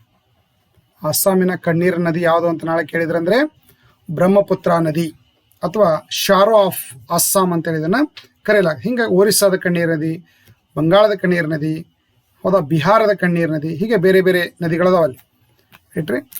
World health organisation head quarter ಎಲ್ಲಿದೆ? ಜಾಗತಿಕ ಆರೋಗ್ಯ ಸಂಸ್ಥೆ ಹೆಡ್ ಕ್ವಾರ್ಟರ್ ಎಲ್ಲಿದೆ ಅಂದರೆ ಜಿನೇವಾದಲ್ಲಿದೆ. ಜಿನೇವಾದ ಸ್ವಿಟ್ಜರ್ಲ್ಯಾಂಡ್ನಲ್ಲಿ. ಇದನ್ನು ನಾವು WHO ಅಂತ ಕರಿತೀವಿ, ವರ್ಲ್ಡ್ ಹೆಲ್ತ್ ಆರ್ಗನೈಜೇಷನ್. ಹೀಗೆ ಜಾಗತಿಕ ಸಂಸ್ಥೆಗಳ ಪ್ರಮುಖ ಹೆಡ್ ಕ್ವಾರ್ಟರ್ಗಳೆಲ್ಲಿದ್ದಾವೆ ಅನ್ನೋದನ್ನು ನಾವಿಲ್ಲಿ ಚರ್ಚೆ ಮಾಡಬೇಕಾಗ್ತದೆ. ಗಾಂಧಿ ಸಾಗರ್ ಡ್ಯಾಮ್ ನೋಡ್ರಿ, ಗಾಂಧಿ ಸಾಗರ್ ಡ್ಯಾಮ್ ಯಾವ ನದಿಗೆ ನಿರ್ಮಾಣ ಮಾಡಲಾಗಿದೆ? ಇದು ಮಧ್ಯಪ್ರದೇಶದಲ್ಲಿ ಬರ್ತಕ್ಕಂಥದ್ದು, ಚಂಬಲ್ ನದಿಗೆ. ಚಂಬಲ್ ನದಿ ಮಧ್ಯಪ್ರದೇಶದಿಂದ ಉತ್ತರಾಭಿಮುಖವಾಗಿ ಹರಿದು ಇಲ್ಲಿ ಮುಂದೆ ಬರ್ತಕ್ಕಂಥ ಯಮುನಾ ನದಿಯನ್ನು ಬಂದು ಸೇರ್ತದೆ, ಯಮುನಾ ನದಿಯನ್ನು ಸೇರ್ತದೆ. ಸೊ ಹೀಗಾಗಿ ಚಂಬಲ್ ರಿವರ್. ಇಲ್ಲಿರ್ತಕ್ಕಂಥ ಪ್ರಮುಖ ಡಕಾಯಿತ ರಾಣಿ ಇದ್ಲು, ಯಾರು ಗೊತ್ತಾ ನಿಮಗೆ? ಬ್ಯಾಂಡಿಟ್ ಕ್ವೀನ್ ಪೂಲನ್ ದೇವಿ ಅಂತೇಳಿ ನೀವು ಹೆಸರು ಕೇಳಿರ್ಬೋದು. ಬಟ್ ಇವಳು ನಮ್ಮ ಕರ್ನಾಟಕ ಮತ್ತು ತಮಿಳುನಾಡು ನಿದ್ದೆಗೆಡಿಸಿರ್ತಕ್ಕಂಥ ವೀರಪ್ಪನ್ಗಿಂತಲೂ ಬಲಿಷ್ಠವಾಗಿರ್ತಕ್ಕಂಥ ಸುಪ್ರಸಿದ್ಧ ಒಂದು ಡಕಾಯಿತ ರಾಣಿಯಾಗಿದ್ಲು ಪೂಲನ್ ದೇವಿ. ಸೊ ಮುಂದೆ ಇವರು MP ಎಲೆಕ್ಷನಲ್ಲಿ ಆಯ್ಕೆ ಆಗ್ತಾರೆ, ಮುಂದೆ ಅವರನ್ನು ಶೂಟೌಟ್ ಮಾಡಿ ಕೊಲ್ಲಾಗ್ತದೆ ಠಾಕೂರ್ಗಳು, ರೈಟ್ರಿ. ಇದೆಲ್ಲಿ ಮಧ್ಯಪ್ರದೇಶಲ್ಲಿ. ಹೀಗೆ ಇನ್ನೊಂದು ಸರ್ದಾರ್ ಸರೋವರ ಎಲ್ಲಿದೆ ಅಂತ ಕೇಳ್ಬೋದು. ಸರ್ದಾರ್ ಅಣೆಕಟ್ಟು ಅಥವಾ ಸರ್ದಾರ್ ಸರೋವರ ಯಾವ ನದಿಗೆ ನಿರ್ಮಾಣ ಮಾಡಲಾಗಿದೆ ಅಂದರೆ ನರ್ಮದಾ ನದಿಗೆ ಈ ಅಣೆಕಟ್ಟನ್ನು ನಿರ್ಮಾಣ ಮಾಡಲಾಗಿದೆ. ಅದಕ್ಕಾಗಿ ಇದರ ಈ ಸರೋವರ ಕಟ್ಟಲಿಕ್ಕೆ ಅಥವಾ ಈ ಅಣೆಕಟ್ಟನ್ನು ಕಟ್ಟಲಿಕ್ಕೆ ನರ್ಮದಾ ಬಚಾವ್ ಆಂದೋಲನ ಮಾಡಿದರು. ಯಾರವರು ಅಂತಂದರೆ ಮೇಧಾ ಪಾಟ್ಕರ್. ಇದೇ ಸರ್ದಾರ್ ಸರೋವರದ ಮುಂದ್ಗಡೆ ಇಲ್ಲಿ ಈಗ ಭಾರತದ ಉಕ್ಕಿನ ಮನುಷ್ಯನೆಂದು ಕರೆಯಲ್ಪಡ್ತಕ್ಕಂಥ ಸರ್ದಾರ್ ವಲ್ಲಭಭಾಯಿ ಪಟೇಲ್ ಅವರ ಒಂದು ಸ್ಟ್ಯಾಚ್ಯೂವನ್ನು ಮಾಡಲಾಗಿದೆ. ಸ್ಟ್ಯಾಚ್ಯೂ ಆಫ್ ಲಿಬರ್ಟಿ ಅಂತ ಅಮೇರಿಕಾದಲ್ಲಿ ಏನಿದೆಯಲ್ಲ, ಆ ಥರ ಭಾರತದಲ್ಲಿ ಸ್ಟ್ಯಾಚ್ಯೂ ಆಫ್ ಯೂನಿಟಿ ಇದನ್ನೇನು ಕರೆಯಲಾಗ್ತಾ ಇದೆ, ಸ್ಟ್ಯಾಚ್ಯೂ ಆಫ್ ಯೂನಿಟಿ ಅಂತೇಳಿ ಇದನ್ನು ಕರೆಯಲಾಗ್ತಾ ಇದೆ. ಇದು ಎಲ್ಲಿದೆ ಅಂತಂದರೆ ಸರ್ದಾರ್ ಅಣೆಕಟ್ಟು ಅಥವಾ ನರ್ಮದಾ ನದಿಗೆ ಇರತಕ್ಕಂಥ ಸರ್ದಾರ್ ಅಣೆಕಟ್ಟೆ ಮುಂದ್ಗಡೆ ಏನು ಮಾಡಿದ್ದಾರೆ ಅಂದರೆ ಇದನ್ನು ಮಾಡಿ ಒಂದು ಪ್ರವಾಸಿ ಸ್ಥಳವನ್ನಾಗಿ ಅಭಿವೃದ್ಧಿಪಡಿಸಲಾಗಿದೆ. ಕಬ್ಬಿಣದಿಂದ ಮಾಡಿರ್ತಕ್ಕಂಥ ಜಗತ್ತಿನ ಅತಿ ಎತ್ತರದ ಒಂದು ಮೂರ್ತಿ ಅಂತೇಳಿ ಇದನ್ನು ಕರೆಯಲಾಗ್ತದೆ. 6 ಪ್ರಿನ್ಸಿಪಲ್ ಆರ್ಗನೈಸೇಷನ್ಸ್ ಆಫ್ ದ ಯುನೈಟೆಡ್ ನೇಷನ್ಸ್. ವಿಶ್ವಸಂಸ್ಥೆ ನೋಡ್ರಿ, ವಿಶ್ವಸಂಸ್ಥೆ 1945 ಅಕ್ಟೋಬರ್ 24ರಂದು ಸ್ಥಾಪನೆ ಆಯಿತು. 2ನೇ ಮಹಾಯುದ್ಧದ ನಂತರ ನೋಡ್ರಿ, 2ನೇ ಮಹಾಯುದ್ಧ ಆಗಿಂದ ಜಗತ್ತಿನ ನಾಯಕರೆಲ್ಲ ಸೇರಿ ಮುಂದೆ 3ನೇ ಮಹಾಯುದ್ಧ ಆಗಲಾರಂಗ ಜಗತ್ತಿನಲ್ಲಿ ಶಾಂತಿ ಸ್ಥಾಪನೆಯನ್ನು ಮಾಡಿಸುವ ಸಲುವಾಗಿ ಒಂದು ಸಂಸ್ಥೆಯನ್ನು ಸ್ಥಾಪನೆ ಮಾಡಿದರು. ಅದು ಯಾವುದಂದ್ರೆ ಯುನೈಟೆಡ್ ನೇಷನ್. ಇದರ ಒಂದು ಹೆಡ್ ಕ್ವಾರ್ಟರ್ ಎಲ್ಲಿದೆ ಅಂದರೆ ನ್ಯೂಯಾರ್ಕಲ್ಲಿದೆ, ಅಮೇರಿಕಾದ ನ್ಯೂಯಾರ್ಕ್ ನಗರದಲ್ಲಿದೆ. ಇಲ್ಲಿ ಒಟ್ಟು 6 ಅಂಗಸಂಸ್ಥೆಗಳಿದಾವೆ. ಇದ್ರು ಎಷ್ಟದಾವೆ? ಇದ್ರದ್ದು 6 ಅಂಗಸಂಸ್ಥೆಗಳ ಮೂಲಕ ಇದು ಕಾರ್ಯನಿರ್ವಹಿಸ್ತಾ ಇದೆ. ಮೊದಲನೇದಾಗಿ ಏನಂತಂದ್ರೆ ಜನರಲ್ ಅಸೆಂಬ್ಲಿ, ಸಾಮಾನ್ಯ ಸಭೆ. ಸಾಮಾನ್ಯ ಸಭೆಯೊಳಗೆ ಎಲ್ಲ ಜಗತ್ತಿನ 193 ದೇಶಗಳು ಇದರ ಸದಸ್ಯರಾಗಿರ್ತಾರೆ. ಪ್ರತಿ ದೇಶದಿಂದ 5 ಜನ ಸದಸ್ಯರು ಹಾಜರಾದ್ರೆ ವೋಟಿಂಗ್ ಮಾಡುವಾಗ ಒಬ್ಬರು ಮಾತ್ರ ವೋಟಿಂಗ್ ಮಾಡಬೇಕು. ಇದು ನಮ್ಮ ದೇಶದ ಪಾರ್ಲಿಮೆಂಟ್ ಥರ ಇದ್ದಂಗೆ ಇದು ಜನರಲ್ ಅಸೆಂಬ್ಲಿ. ಎಲ್ಲ ದೇಶಗಳು ಇದರ ಮೆಂಬರ್ ಆಗಿರ್ತಾವೆ. ಎರಡನೇದೇನೆಂದರೆ ಸೆಕ್ಯೂರಿಟಿ ಕೌನ್ಸಿಲ್, ಅತಿ ಮಹತ್ವಪೂರ್ಣವಾಗಿರ್ತಕ್ಕಂಥದ್ದು. ಸೆಕ್ಯೂರಿಟಿ ಕೌನ್ಸಿಲ್ನಲ್ಲಿ 15 ಸದಸ್ಯ ದೇಶಗಳು ಇರ್ತಾವೆ. ಅದರೊಳಗೆ ಹೆಂಗಿರ್ತಾವೆ ಅಂದ್ರೆ 5 ಕಾಯಂ ದೇಶಗಳು, 10 ತಾತ್ಕಾಲಿಕ ದೇಶಗಳು ಇರ್ತಾವೆ. 5 ಕಾಯಂ ದೇಶಗಳು ಯಾವತ್ತಂದ್ರೆ America, next China, Russia, France, next ಇನ್ನೊಂದು ಇಂಗ್ಲೆಂಡ್. ಈ 5 ಅಮೇರಿಕಾ, ಚೀನಾ, ರಷ್ಯಾ, ಫ್ರಾನ್ಸ್ ಮತ್ತು ಇಂಗ್ಲೆಂಡ್, ಈ 5 ಮಾತ್ರ ಕಾಯಂ ದೇಶಗಳು. 10 ಪ್ರತಿ 2 ವರ್ಷಕ್ಕೊಮ್ಮೆ 10 ದೇಶಗಳನ್ನಿಲ್ಲಿ ಆಯ್ಕೆ ಮಾಡಲಾಗ್ತದೆ. ಇವರಿಗೆ ವೀಟೋ ಪವರ್ ಇರ್ತದೆ. ಇವ್ರಿಗೇನಾಗಿರ್ತದೆ? ವೀಟೋ ಪವರ್ ಇರ್ತದೆ. ನೆಕ್ಸ್ಟ್ 3ನೇದ್ದು ಅಂತಂದರೆ ಎಕನಾಮಿಕ್ಸ್ ಆ್ಯಂಡ್ ಸೋಷಿಯಲ್ ಕೌನ್ಸಿಲ್, ಸಾಮಾಜಿಕ ಮತ್ತು ಆರ್ಥಿಕ ಮಂಡಳಿ. ಇದರ ಕೆಲಸ ಈಗೇನಿಲ್ಲ. ಟ್ರಸ್ಟಿಶಿಪ್ ಕೌನ್ಸಿಲ್ ಅಂದರೆ ಯಾವುದೇ ಒಂದು ಪ್ರದೇಶ 2 ದೇಶಗಳ ನಡುವೆ ವಿವಾದಿತವಾಗಿದ್ದ ಪ್ರದೇಶ ಇತ್ತಂದ್ರೆ ಅದನ್ನು ನೋಡ್ಕೊಂಡು ಹೋಗಲಿಕ್ಕೆ ಈ ಒಂದು ಕೌನ್ಸಿಲ್ ಇರ್ತಿತ್ತು. ಈಗಿದು ಯಾವುದೇ ಥರದ ಪ್ರಪಂಚದಲ್ಲಿ ಅಂಥ ಪ್ರದೇಶ ಕಾಣ್ತಾ ಇಲ್ಲ. ಇಂಟರ್ನ್ಯಾಷನಲ್ ಕೋರ್ಟ್, ದೇಶಗಳ ನಡುವಿನ ವಿವಾದವನ್ನು ಬಗೆಹರಿಸಲಿಕ್ಕೆ ಇರತಕ್ಕಂಥ ನ್ಯಾಯಾಲಯ, ಅಂತಾರಾಷ್ಟ್ರೀಯ ನ್ಯಾಯಾಲಯ ಅಂತ ಕರಿತೀವಿ. ಇದ್ಯಾವುದು? International court. ಇದರ ಒಂದು ಹೆಡ್ ಕ್ವಾರ್ಟರ್ ಎಲ್ಲಿದೆ ಅಂತಂದ್ರೆ ನೆದರ್ಲ್ಯಾಂಡಿನ ದಿ ಹೆಗ್ ಪಟ್ಟಣದಲ್ಲಿದೆ. ಎಲ್ಲಿದೆ? ನೆದರ್ಲ್ಯಾಂಡಿನ ದಿ ಹೆಗ್ ಪಟ್ಟಣದಲ್ಲಿ ಇಂಟರ್ನ್ಯಾಷನಲ್ ಕೋರ್ಟ್ ಆರ್ಗನೈಜೇಷನ್ದು ಇಂಟರ್ನ್ಯಾಷನಲ್ ಕೋರ್ಟ್ದ ಹೆಡ್ ಕ್ವಾರ್ಟರ್ ಇದೆ ಅಂತ ಹೇಳ್ಬೋದು. ನೆಕ್ಸ್ಟ್ ಸೆಕ್ರೆಟರಿಯೇಟ್, ಸಚಿವಾಲಯ ಅಂದರೆ ಅದರ ಆಫೀಸ್. ಯುನೈಟೆಡ್ ನೇಷನ್ ಆಫೀಸಿಗೆ ನಾವೇನು ಕರಿತೀವಿ ಅಂದರೆ ಸೆಕ್ರೆಟರಿಯೇಟ್ ಅಂತ ಕರಿತೀವಿ. ಇದರ ಮುಖ್ಯಸ್ಥರಿಗೆ ನಾವೇನು ಕರಿತೀವಿ ಅಂತಂದ್ರೆ ಕಾರ್ಯದರ್ಶಿ ಅಥವಾ ಪ್ರಧಾನ ಕಾರ್ಯದರ್ಶಿ ಅಂತ ಕರಿತೀವಿ. ಪ್ರಧಾನ ಕಾರ್ಯದರ್ಶಿ ಇವರೇ ಈ ವಿಶ್ವಸಂಸ್ಥೆ ಮುಖ್ಯಸ್ಥರಾಗಿ ಕಾರ್ಯವನ್ನು ನಿರ್ವಹಿಸ್ತಾರೆ, ದೈನಂದಿನ ಆಡಳಿತವನ್ನು ನಡೆಸ್ತಾರೆ. ಇದರ ಹೆಡ್ ಕ್ವಾರ್ಟರ್ ಇರೋದು ಎಲ್ಲಪ್ಪ ಅಂತಂದರೆ ನ್ಯೂಯಾರ್ಕ್ನಲ್ಲಿ, ಅಮೇರಿಕಾದ ನ್ಯೂಯಾರ್ಕ್ ಪಟ್ಟಣದಲ್ಲಿ ಇದರ ಒಂದು ಸೆಕ್ರೆಟರಿಯೇಟ್ ಹೆಡ್ ಆಫೀಸು ಇರೋದನ್ನು ಕಾಣ್ತೀವಿ. Red soil is reddish in colour due to, ನೋಡಿ ಕೆಂಪು ಮಣ್ಣು ಭಾರತದಲ್ಲಿ ಕಂಡು ಬರ್ತಕ್ಕಂಥ, ಪ್ರಪಂಚದಲ್ಲೇ ಕಂಡು ಬರ್ತಕ್ಕಂಥ ಕೆಂಪು ಮಣ್ಣು. ಕೆಂಪು ಬಣ್ಣಕ್ಕೆ ಕಾರಣ ಏನಂತಂದರೆ ಫೆರಿಕ್ ಆಕ್ಸೈಡ್ ಅಂದರೆ ಕಬ್ಬಿಣದಲ್ಲಿರ್ತಕ್ಕಂಥ ಅಂಶ ಆಕ್ಸೈಡ್ ಆಗಿ ಪರಿವರ್ತನೆ ಆಗುತ್ತೆ. ಮಳೆ ನೀರೊಂದಿಗೆ ಬೆರೆತಾಗ ಅದಕ್ಕೆ ಫೆರಿಕ್ ಆಕ್ಸೈಡ್ ಅಂತ ಕರೀತಾರೆ. ಆ ಮಣ್ಣಿನಲ್ಲಿ ಈ ಒಂದು ಫೆರಿಕ್ ಆಕ್ಸೈಡ್ ಹೆಚ್ಚಾಗಿ ಕಂಡು ಬರೋದ್ರಿಂದ ಇದನ್ನು ಕೆಂಪು ಮಣ್ಣು ಅಂತೇಳಿ ಇದನ್ನು ಕರಿಬೋದು. ಗೋಲ್ ಗುಂಬಜ್ ಎಲ್ಲಿದೆ? ಗೋಲ್ ಗುಂಬಜ್ ನಮಗೆಲ್ಲ ಗೊತ್ತಿರೋ ಹಾಗೆ ವಿಜಯಪುರದಲ್ಲಿ ಐತಿ ಅಂತ ಹೇಳ್ಬೋದು. ನೆಕ್ಸ್ಟ್ ಹೀಗೆ ಪ್ರಮುಖ ಸ್ಮಾರಕಗಳು ಮತ್ತು ಅದರ ಇರ್ತಕ್ಕಂಥ ಸ್ಥಳಗಳನ್ನು ಕೇಳ್ತಾರೆ ಇಲ್ಲಿ ನಿಮಗೆ. Next blood is which type of tissue, ರಕ್ತ ಯಾವ ಮಾದರಿಯ ಒಂದು ಮೂಲಾಂಶ ಅಂತೇಳಿ ಇದನ್ನು ಕರೆಯಲಾಗ್ತದೆ. ಕನೆಕ್ಟಿವ್ ಟಿಶ್ಯೂ ಏನಂತ ಕರೀತಾರೆ, ಇದಕ್ಕೆ ಜೋಡಣಾ ಒಂದು ಅಂಗಾಂಶ ಅಂತ ನಾವು ಇದನ್ನು ಕರಿತೀವಿ. The power of presidential pardon is under, ನೋಡಿ ಯಾವ ಒಂದು ಆರ್ಟಿಕಲ್, ಸಂವಿಧಾನದ ಪ್ರಮುಖ ವಿಧಿಗಳನ್ನು ನಾವು ನೋಡಿರಬೇಕು. ಈ ಒಂದು ವಿಧಿಗಳ ಹೇಳ್ತಕ್ಕಂಥದ್ದು ಯಾವುದಂತಂದರೆ 72 ಅಮೆಂಡ್ಮೆಂಟ್. ಕಾಜಿರಂಗ ನ್ಯಾಷನಲ್ ಪಾರ್ಕ್ ಎಲ್ಲಿದೆ? ಇದು ಎಲ್ಲಿದೆ ಅಂದರೆ ಅಸ್ಸಾಮಲ್ಲಿದೆ ಕಾಜಿರಂಗ ನ್ಯಾಷನಲ್ ಪಾರ್ಕು. ಇದು ಯಾವುದಕ್ಕೆ ಸಂಬಂಧಪಟ್ಟಿದ್ದು ಅಂದ್ರೆ ಒಂದು ಕೊಂಬಿನ ಗೇಂಡಾಮೃಗ. ಇಲ್ಲೇನಿರ್ತದಲ್ರಿ, ಇದೊಂದು ಮೂಗು ಇರ್ತದೆ ಇದಕ್ಕೆ, ರೈಟಾ? ಸೊ ಈ ಥರ ನೀವು ಚಿತ್ರದಲ್ಲಿ ಅದು ಎಲ್ಲಿಯಾದ್ರೂ ನೋಡಿರ್ಬೋದು. ಒಂದು ಕೊಂಬಿನ ಗೇಂಡಾಮೃಗ ಎಲ್ಲೈತಂದ್ರೆ ರೈನೋಸಾರಸ್. ಭಾಳ ಸಲ ಕ್ವಶನ್ ಕೇಳಿದ್ದಾರೆ. ಇದು ಕಾಜಿರಂಗ ನ್ಯಾಷನಲ್ ಪಾರ್ಕ್, ಅಸ್ಸಾಂ. ಅದೇ ಥರ ಇದೆಯಲ್ರಿ ಚಿತ್ರ ಇದು, ರೈಟ್. Thank you. ನಿಮ್ಮ ಕಮೆಂಟ್ಸನ್ನು ತಿಳಿಸ್ಬೇಕು ನೀವು. ಇಲ್ಲಿ ವಿಡಿಯೋ ಚೆನ್ನಾಗಿ ಮೂಡಿ ಬರ್ತಾ ಇದೆ ಅಂತಂದರೆ ಮುಂದೆ ಇದನ್ನು ಕಂಟಿನ್ಯೂ ಮಾಡ್ತೀನಿ ನಾನು, ಸರಿನಾ? ನಿಮ್ಮ ಕಮೆಂಟ್ಸನ್ನು ತಿಳಿಸಿ, ಲೈಕ್ ಮಾಡಿ, ಜೊತೆಗೆ ನಿಮ್ಮ ಎಲ್ಲ ಸ್ನೇಹಿತರೊಂದಿಗೆ ಇದನ್ನು ಶೇರ್ ಮಾಡಿ. ಈ ಸದ್ಯನೇ ನೀವು ಲೈಕ್ ಮಾಡಬೇಕು, ಈಗಲೇ ನಿಮ್ಮ ಕಮೆಂಟ್ಸನ್ನು ತಿಳಿಸ್ಬೇಕು. Kuchipudi is the dance of which state? ನೋಡ್ರಿ, ಶಾಸ್ತ್ರೀಯ ನೃತ್ಯ ಇದು. ಭಾರತದ ಕೆಲವೊಂದು ರಾಜ್ಯಗಳಲ್ಲಿ ಶಾಸ್ತ್ರೀಯ ನೃತ್ಯಗಳಿಗೆ ಫೇಮಸ್ ಆಗಿರ್ತಕ್ಕಂಥವು. ಕುಚಿಪುಡಿ ಶಾಸ್ತ್ರೀಯ ನೃತ್ಯ ಯಾವ ರಾಜ್ಯಕ್ಕೆ ಸಂಬಂಧಪಟ್ಟಿದ್ದು ಅಂತ ಕೇಳ್ತಾರೆ. ಆಂಧ್ರ ಪ್ರದೇಶ. ಕಥಕ್ಕಳಿ, ಇಲ್ಲೊಂದು ಕೇಳ್ತಾರೆ, ಕಥಕ್ಕಳಿ ಯಾವ ರಾಜ್ಯದ ಒಂದು ಶಾಸ್ತ್ರೀಯ ನೃತ್ಯ ಅಂತ ಕೇಳ್ಬೋದು. ಕೇರಳದ್ದು. ಕಥಕ್, ಕಥಕ್ ಯಾವ ರಾಜ್ಯದ ಎಲ್ಲಿದೆ ಅಂತಂದ್ರೆ ಉತ್ತರ ಭಾರತ, ಇಡೀ ಉತ್ತರ ಭಾರತ. ನೆಕ್ಸ್ಟ್ ಹೀಗೆ ಮಣಿಪುರದ ಒಂದು ಶಾಸ್ತ್ರೀಯ ನೃತ್ಯ. ಹೀಗೆ ಕೆಲವೊಂದಿಷ್ಟು ಕ್ಲಾಸಿಕಲ್ ಡ್ಯಾನ್ಸು ಇರ್ತಾವೆ, ಕೆಲವೊಂದಿಷ್ಟು ಜಾನಪದ ನೃತ್ಯಗಳು ಇರ್ತಾವೆ. ಆಯಾ ರಾಜ್ಯಗಳಿಗೆ ಸಂಬಂಧಪಟ್ಟಿರ್ತಕ್ಕಂಥ ಜಾನಪದ ನೃತ್ಯಗಳನ್ನು, ಕ್ಲಾಸಿಕಲ್ ಶಾಸ್ತ್ರೀಯ ನೃತ್ಯಗಳನ್ನು ಮತ್ತು ಬುಡಕಟ್ಟು ನೃತ್ಯಗಳ ಬಗ್ಗೆ ನೀವು ಇಲ್ಲಿ ನೋಡ್ಕೋಬೇಕಾಗ್ತದೆ. ಇವೆಲ್ಲ ನಾನು ಡಿಟೇಲ್ ಆಗಿ GKದಲ್ಲಿ ಮುಂಬರ್ತಕ್ಕಂಥ ಕ್ಲಾಸಲ್ಲಿ ಡಿಸ್ಕಷನ್ ಮಾಡ್ತೀನಿ. Dhola Sadiya bridge is named after. Dhola Sadiya bridge ಅಂತೇಳಿ ಯಾವುದಕ್ಕೆ ಇದು ನೇಮ್ ಮಾಡಿದ್ರು, ಹೆಸರಿಟ್ಟರು ಅಂತಂದರೆ Bhupen Hazarika. Coromandel coastal is in which state? Coromandel ತೀರ ಪ್ರದೇಶ ಎಲ್ಲಿ ಕಂಡು ಬರ್ತದೆ? ನೋಡ್ರಿ, ಭಾರತದಲ್ಲಿ ತೀರ ಪ್ರದೇಶಗಳು 3 ಕಡೆ ನೀರದು. ಇದಕ್ಕೆ ನಾವೇನು ಕರಿತೀವಿ ಅಂತಂದರೆ ಕೊಂಕಣ ತೀರ ಅಂತ ಕರಿತೀವಿ. ಕರ್ನಾಟಕ, ಗೋವಾ ಮತ್ತು ಮಹಾರಾಷ್ಟ್ರ ತೀರವನ್ನು ಕೊಂಕಣ ತೀರ. ಇಲ್ಲಿ ಏನು ಕರಿತೀವಿ ಅಂದರೆ ಕೇರಳ ತೀರವನ್ನು ಮಲ್ಬಾರ್ ತೀರ ಅಂತ ಕರೀತಾರೆ. ಇದಕ್ಕೆ ಮಲ್ಬಾರ್ ತೀರ. ಇಲ್ಲೇನು ತಮಿಳುನಾಡು ಮತ್ತು ಆಂಧ್ರ ಪ್ರದೇಶದಲ್ಲಿ ಬರ್ತದಲ್ಲ, ಇದಕ್ಕೆ ಏನು ಕರೀತಾರೆ ಅಂದ್ರೆ ಕೋರಮಂಡಲ ತೀರ. ರೈಟಾ? ಇಂಡಿಯನ್ ಜಾಗ್ರಫಿಯಲ್ಲಿ ನಾನು ಇದನ್ನೆಲ್ಲ ಡಿಟೇಲ್ ಆಗಿ ನಿಮಗೆ ಮ್ಯಾಪ್ ಹಾಕಿ ಕವರ್ ಮಾಡ್ತೀನಿ, ಯಾವುದೇ ಕಾರಣಕ್ಕೂ ಮಿಸ್ ಆಗೋದಿಲ್ಲ, ಒಂದು ಕ್ವಶನ್ ಮಿಸ್ ಆಗೋದಿಲ್ಲ ಇದರಲ್ಲಿ. ನೆಕ್ಸ್ಟ್ ಇಲ್ಲಿ ಮೇಲೆ ಬರ್ತಕ್ಕಂಥದ್ದು ಯಾವುದು? ಒರಿಸ್ಸಾ ತೀರ ಪ್ರದೇಶವನ್ನು ಏನು ಕರೀತಾರೆ ಅಂದ್ರೆ ಉತ್ಕಲ ತೀರ ಅಂತ ಕರೀತಾರೆ. ಇವೆಷ್ಟು 4 ಹೆಸರನ್ನು ನೆನಪಿಟ್ಕೊಂಡಿರ್ಬೇಕು. ಒಂದು ಕೊಂಕಣ ತೀರ, ಇದು ಮಲ್ಬಾರ್ ತೀರ ಕೇರಳದ್ದು. ಇಲ್ಲಿ ಪೂರ್ವದಲ್ಲಿ ಬರ್ತಕ್ಕಂಥದ್ದು ಇದು ಏನಿದೆ? ಕೋರಮಂಡಲ ತೀರ.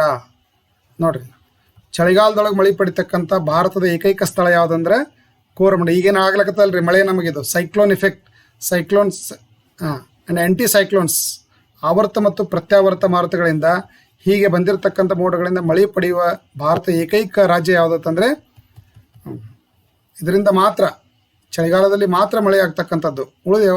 ಉಳಿದ ಎಲ್ಲ ಕಡೆ ವರ್ಷದ ಮಳೆಗಾಲದ ಅವಧಿಯಲ್ಲಿ ಮಳೆ ಆದ್ರೆ ತಮಿಳುನಾಡಲ್ಲಿ ಮಳೆಗಾಲದಲ್ಲಿ ಮಳೆನೇ ಆಗೋದಿಲ್ಲ. ಹೀಗೆ ಸೈಕ್ಲೋನ್ ಆ್ಯಂಟಿ ಸೈಕ್ಲೋನ್ಗಳಿಂದ ಮಾತ್ರ ಇಲ್ಲಿವರೆಗೆ ಮಳೆ ಆಗ್ತದೆ. ಓಕೆ, ಇದಕ್ಕೆ ಏನು ಕರಿತೀವಿ? ಕೋರಮಂಡಲ ತೀರ. Who was the president of constituent assembly? ಸಂವಿಧಾನ ರಚನಾ ಸಭೆಯ ಅಧ್ಯಕ್ಷರು ಯಾರಾಗಿದ್ದರು? ಡಾಕ್ಟರ್ ಬಾಬು ರಾಜೇಂದ್ರ ಪ್ರಸಾದ್ ಅವರಾಗಿದ್ದರು. ನೀವೆಲ್ಲ ಈಗಾಗಲೇ ನಾನು ಡಿಸ್ಕಷನ್ ಮಾಡಿದ್ದೆ. 1946 ಡಿಸೆಂಬರ್ 9ರಂದು, ಡಿಸೆಂಬರ್ 6ರಂದು ಸಂವಿಧಾನ ರಚನಾ ಸಭೆ ಸ್ಥಾಪನೆ ಆಯಿತು. 9ರಂದು ಮೊದಲ ಸಭೆ ನಡೀತು. ಇದ್ರ ಮ್ಯಾಗ ಕ್ವಶನ್ ಬರ್ಬೋದು ನಿಮಗೆ. ಮೊದಲ ಸಭೆ ನಡೀತು. ಮೊದಲ ಸಭೆಯಲ್ಲಿ ಅಧ್ಯಕ್ಷರನ್ನ ಯಾರನ್ನ ಆಯ್ಕೆ ಮಾಡಿದ್ರು ಅಂದರೆ ಡಾಕ್ಟರ್ ಸಚ್ಚಿದಾನಂದ್ ಸಿನ್ಹಾ ಅವರನ್ನು. ಯಾರನ್ನ? ಡಾಕ್ಟರ್ ಸಚ್ಚಿದಾನಂದ್ ಸಿನ್ಹಾ. ಯಾಕಂದರೆ ಭಾಳ ಸೀನಿಯರ್ ಇದ್ರು ಇವರು. ಫಸ್ಟ್ ಸಭೆ ಅಂತೇಳಿ ಅವರಿಗೆ ಗೌರವ ಕೊಡೋ ಸಲುವಾಗಿ ಮಾಡಿದರು.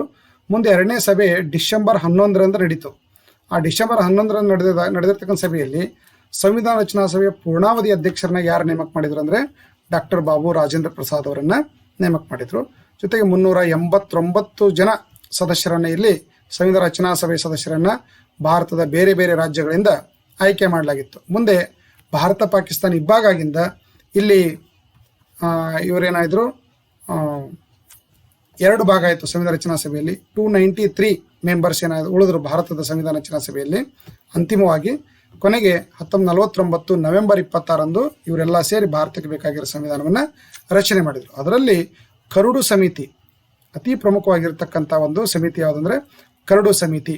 ಅಂದರೆ 11 ಸಮಿತಿಗಳಿದ್ದು ಎಲ್ಲ ಸಮಿತಿಗಳು ಜಗತ್ತಿನ ಬೇರೆ ಬೇರೆ ದೇಶಗಳ ಸಂವಿಧಾನವನ್ನು ಅಧ್ಯಯನ ಮಾಡಿಕೊಂಡು ಒಳ್ಳೊಳ್ಳೆ ಅಂಶಗಳನ್ನು ಡ್ರಾಫ್ಟ್ ಮಾಡ್ಕೊಂಡು ಬಂದು ಒಂದು ರಫ್ ರೆಡಿ ಮಾಡಿ ಯಾರಿಗೆ ಕೊಡಬೇಕಾಗ್ತಿತ್ತು? ಅಂಬೇಡ್ಕರ್ ಅವರ ಕರಡು ಸಮಿತಿಗೆ ಕೊಡಬೇಕಾಗ್ತಿತ್ತು. ಈ ಸಮಿತಿಯ ಚೇರ್ಮನ್ ಯಾರಾಗಿದ್ರು ಅಂದರೆ ಡಾಕ್ಟರ್ ಬಿ ಆರ್ ಅಂಬೇಡ್ಕರ್ ಅವರಾಗಿದ್ದರು. ಡಾಕ್ಟರ್ ಬಿ ಆರ್ ಅಂಬೇಡ್ಕರ್ ಅವರು ಪ್ಲಸ್ ಇತರ 7 ಜನ ಸದಸ್ಯರಿದ್ದರು ಇದರಲ್ಲಿ. ಇವರೆಲ್ಲ ಸೇರಿ ಕರಡು ಸಮಿತಿಯನ್ನು ಫೈನಲೈಸ್ ಮಾಡಿ ಸಂವಿಧಾನ ರಚನಾ ಸಭೆಗೆ ಕಳಿಸ್ತಾ ಇದ್ರು. ಅಲ್ಲಿ ಅದು ಪಾಸ್ ಆಯಿತು ಅಂತಂದರೆ ಒಂದು ವಿಧಿಯಾಗಿ ಕರೆಯಲ್ಪಡ್ತಾ ಇತ್ತು. ಹೀಗೆ ಕರಡು ಸಮಿತಿಯಲ್ಲಿ ಅತಿ ಪ್ರಮುಖವಾಗಿರ್ತಕ್ಕಂಥ ಪಾತ್ರ ನಿರ್ವಹಿಸಿದವರು ಯಾರು ಅಂತಂದರೆ ಡಾಕ್ಟರ್ ಬಿ ಆರ್ ಅಂಬೇಡ್ಕರ್ ಅವರು. ಹಾಗಾಗಿ ಡಾಕ್ಟರ್ ಬಿ ಆರ್ ಅಂಬೇಡ್ಕರ್ ಅವರನ್ನು ಸಂವಿಧಾನದ ಒಂದು ಭಾರತ ರತ್ನ ಅಂತೇಳಿ ಅವರನ್ನು ಕರೆಯಲಾಗ್ತದೆ. Largest delta made by which river ಅಂದರೆ ಮೈದಾನ ಪ್ರದೇಶ ಯಾವ ಒಂದು ನದಿಯಿಂದ ನಿರ್ಮಾಣ ಆಗ್ತದೆ? ಭಾರತದಲ್ಲಿ ಅತಿ ದೊಡ್ಡ ಮೈದಾನ ಪ್ರದೇಶದಿಂದ ನಿರ್ಮಾಣ ಆಗ್ತದೆ, ಗಂಗಾ ನದಿಯಿಂದ ನಿರ್ಮಾಣ ಆಗ್ತದೆ ಅಂತ ಹೇಳ್ಬೋದು. ಯಾಕೆ ಉತ್ತರ ಭಾರತದ ಒಂದು ಮೈದಾನ ಪ್ರದೇಶ ನಾವೇನು ಗುರುತಿಸ್ತೀವಲ್ಲ, ಈ ಮೈದಾನ ಪ್ರದೇಶ ಎಲ್ಲ ರಚನೆ ಆಗೋದಿಲ್ಲ ಇದರಿಂದ ತಂದ್ರೆ ಗಂಗಾ ಮತ್ತು ಯಮುನಾ ನದಿಯಿಂದಾಗಿ.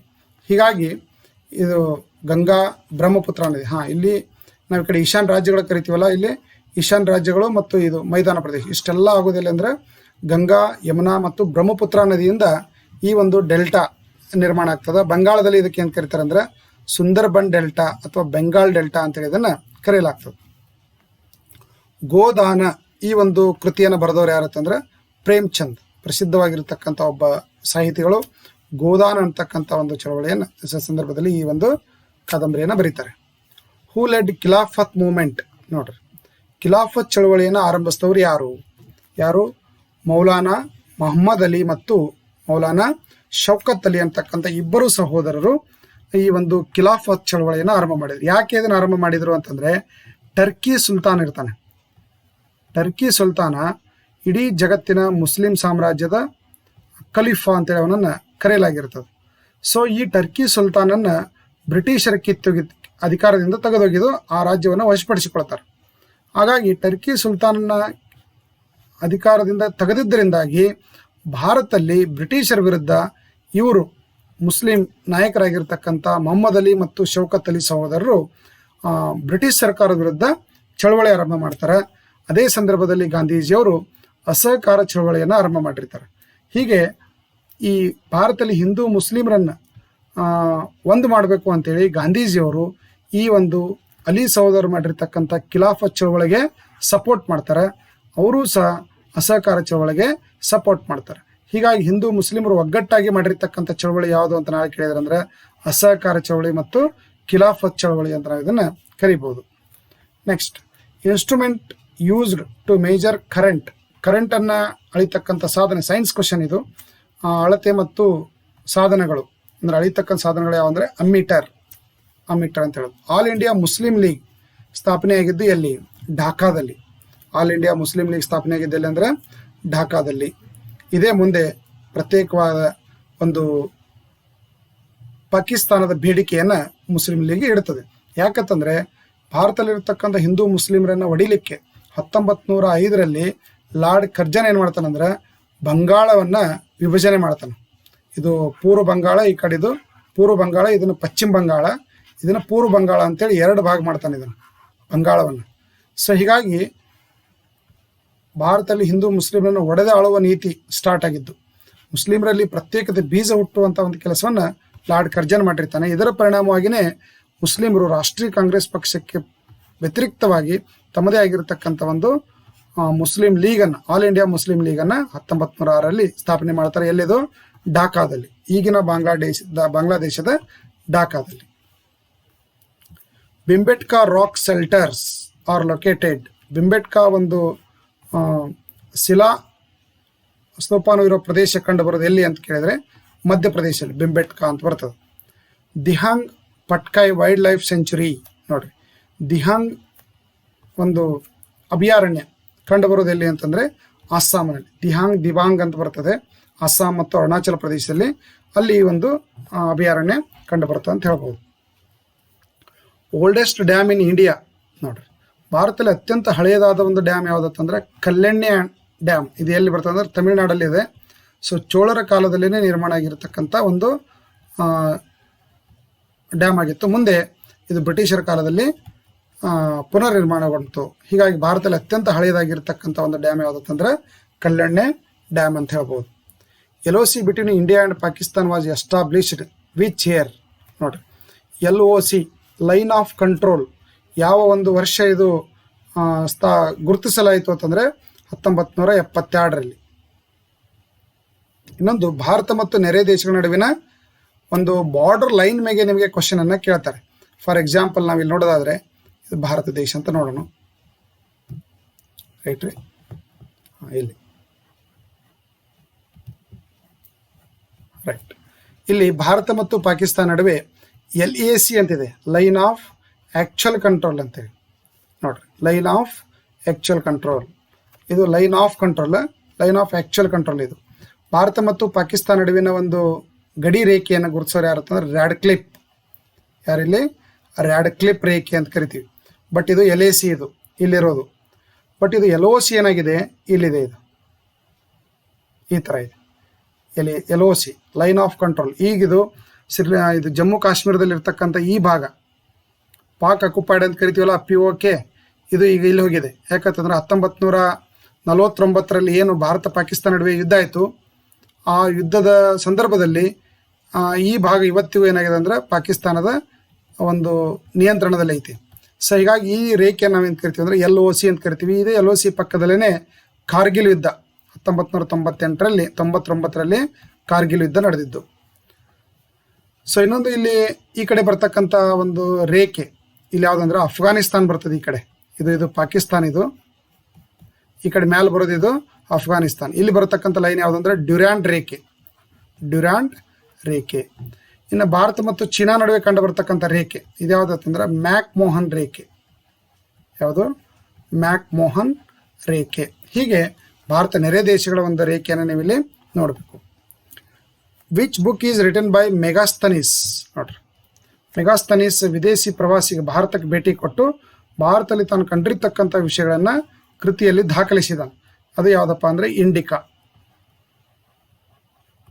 ಪ್ರಸಿದ್ಧ ಗ್ರೀಕ್ ಲೇಖಕರು ಭಾರತಕ್ಕೆ ಭೇಟಿ ಕೊಟ್ಟರು. SI ಯೂನಿಟ್ ಆಫ್ ಎನರ್ಜಿ, ಶಕ್ತಿಯನ್ನು ಅಳಿತಕ್ಕಂಥದ್ದು ಯಾವುದು, ಮಾನ ಯಾವುದು ಅಂತಂದರೆ ಜೌಲ್ಗಳಲ್ಲಿ ಅಳಿತಾರೆ. ಶಕ್ತಿ ಅನ್ನೋದರಲ್ಲಿ ಜೌಲ್ಗಳಲ್ಲಿ. ಬೇರಿಂಗ್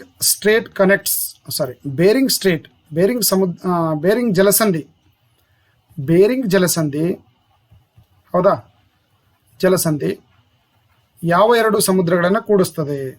ಬೇರಿಂಗ್ ಸಮುದ್ರ ಮತ್ತು ಆರ್ಕ್ಟಿಕ್ ಸಮುದ್ರವನ್ನು ಕೂಡಿಸ್ತದೆ. ಇದು ವರ್ಲ್ಡ್ ಜಾಗ್ರಫಿ ಸಂಬಂಧಪಟ್ಟಿರ್ತಕ್ಕಂಥ ಕ್ವಶನ್ ನೋಡ್ರಿ. ಇಷ್ಟು ನೀವು ಸ್ಟ್ಯಾಟಿಕ್ GKನ ಓದಬೇಕು. ಲೈಕ್ ಆಗ್ತಾ ಇದೆಯಲ್ಲ ನಾನು ಎಕ್ಸ್ಪ್ಲೈನ್ ಮಾಡ್ತಾ ಇರೋದು. ಕ್ವಶನ್ ಇಲ್ಲಿ ಇಂಗ್ಲೀಷಲ್ಲಿ ಇರ್ಬೋದು, ಬಟ್ ನಾನು ಎಕ್ಸ್ಪ್ಲೈನ್ ಮಾಡ್ತಾ ಇರೋದು ಇವೆಲ್ಲ ಇಷ್ಟೆಲ್ಲ ಕ್ವಶನನ್ನು ಕಲೆಕ್ಟ್ ಮಾಡಬೇಕು ಅಂತಂದರೆ ಸಾಮಾನ್ಯವಾದ ಕೆಲಸ ಅಲ್ಲ. ಇದು ನಾನು ಭಾಳಷ್ಟು ಪ್ರಯತ್ನಪಟ್ಟು ಈ ಒಂದು ಪಾಯಿಂಟ್ಸನ್ನು ಇಲ್ಲಿ ಕವರ್ ಮಾಡಿದ್ದೀನಿ. ಇದಕ್ಕೆ ಸಂಬಂಧಪಟ್ಟಿರ್ತಕ್ಕಂಥ ಡಿಟೇಲ್ ಆಗಿರ್ತಕ್ಕಂಥ ಸ್ಟಡಿ ನಮ್ಮ ಲೈವ್ ಕ್ಲಾಸಲ್ಲಿ ಇರ್ತದೆ. ಈಗ ನಾನು ಜಸ್ಟ್ ಕ್ವಶನ್ಗಳು ಯಾವ ಥರ ಕ್ವಶನ್ಗಳು ಬಂದಿದ್ದಾವೆ, ಸ್ಟ್ಯಾಟಿಕ್ GKದಲ್ಲಿ ಏನೇನು ಕವರ್ ಮಾಡಬೇಕು ಅನ್ನೋ ಗೊತ್ತು ಮಾಡೋ ಸಲಾಗಿ ಈ ಒಂದು ವಿಡಿಯೋವನ್ನು ಮಾಡ್ತಾ ಇದ್ದೀನಿ. Sushil Kumar is related to which game? ನೋಡಿರಿ, ಈಗ ನೀವು ತಿಳಿದವರು ಹಾಗೆ ಭಾಳ ಡೀಪಾಗಿ ಜಾಗ್ರಫಿ, ಹಿಸ್ಟ್ರಿ, ಎಕನಾಮಿಕ್ಸ್ ಎಷ್ಟರ ಡೆಪ್ತಾಗಿ ನೋಡೋ ಅವಶ್ಯಕತೆ ಇಲ್ಲ. ಬರೀ ಹೈಲೈಟ್ಸ್ ಪಾಯಿಂಟ್ಸನ್ನು ಮಾತ್ರ ನಾವು ಇಲ್ಲಿ ಸ್ಟ್ಯಾಟಿಕ್ GKಯಲ್ಲಿ ನೋಡಬೇಕಾಗ್ತದೆ. ಸುಶೀಲ್ ಕುಮಾರ್ ಯಾವ ಒಂದು ಆಟಕ್ಕೆ ಸಂಬಂಧಪಟ್ಟಿರೋರು? ಈಗಾಗಲೇ ಸುದ್ದಿಯಲ್ಲಿ ಇರ್ತಕ್ಕಂಥವ್ರು ರಿಸ್ಟ್ಲಿಂಗ್ ಅಂದರೆ ಕುಸ್ತಿಗೆ ಸಂಬಂಧಪಟ್ಟಿರ್ತಕ್ಕಂಥ. ಸೊ ಇತ್ತೀಚೆಗೆ ಕಳೆದ ವರ್ಷದ ಒಲಿಂಪಿಕ್ನಲ್ಲಿ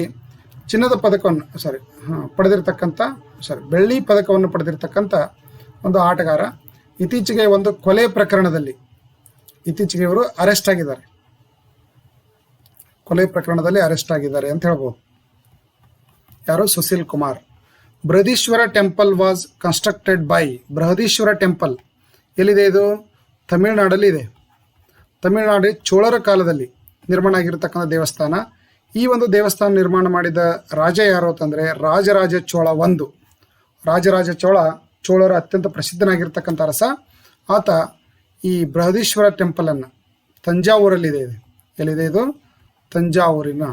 ತಮಿಳುನಾಡಿನ ತಂಜಾವೂರಲ್ಲಿರ್ತಕ್ಕಂಥ ಬೃಹದೀಶ್ವರ ಟೆಂಪಲ್ಲು ಅತಿ ಎತ್ತರದ ಒಂದು ಗೋಪುರವನ್ನು ಇದು ಹೊಂದಿದೆ. ಗೋಪುರ ಎಂಟ್ರೆನ್ಸ್, ಆ ಗುಡಿ ಮೇಲೆ ಇರ್ತಕ್ಕಂಥ ಶಿಖರ ಏನಿರ್ತದಲ್ಲ, ಅತಿ ಎತ್ತರದಾಗಿರ್ತಕ್ಕಂಥ ಗೋಪುರ ಹೊಂದಿರತಕ್ಕಂಥ ಒಂದು ದೇವಸ್ಥಾನ ಯಾವುದಂದರೆ ಬೃಹದೀಶ್ವರ ಟೆಂಪಲ್. ಭಾರತದಲ್ಲೇ ಇದು. ಆರ್ಟಿಕಲ್ 76 ರಿಲೇಟೆಡ್ ಟು ಸಂವಿಧಾನದ 76ನೇ ವಿಧಿ ಯಾವುದಕ್ಕೆ ಸಂಬಂಧಪಟ್ಟಿದೆ? Attorney general of India. ನೋಡ್ರಿ, ಭಾರತದ ಅಟಾರ್ನಿ ಜನರಲ್ ಅಂತ ಇರ್ತಾರೆ. ಈ ಅಟಾರ್ನಿ ಜನರಲ್ ಅವರು ಕೆಲಸ ಏನಂತಂದ್ರೆ ಸರ್ಕಾರಕ್ಕೆ ಕಾನೂನುಗಳ ವಿಷಯದಲ್ಲಿ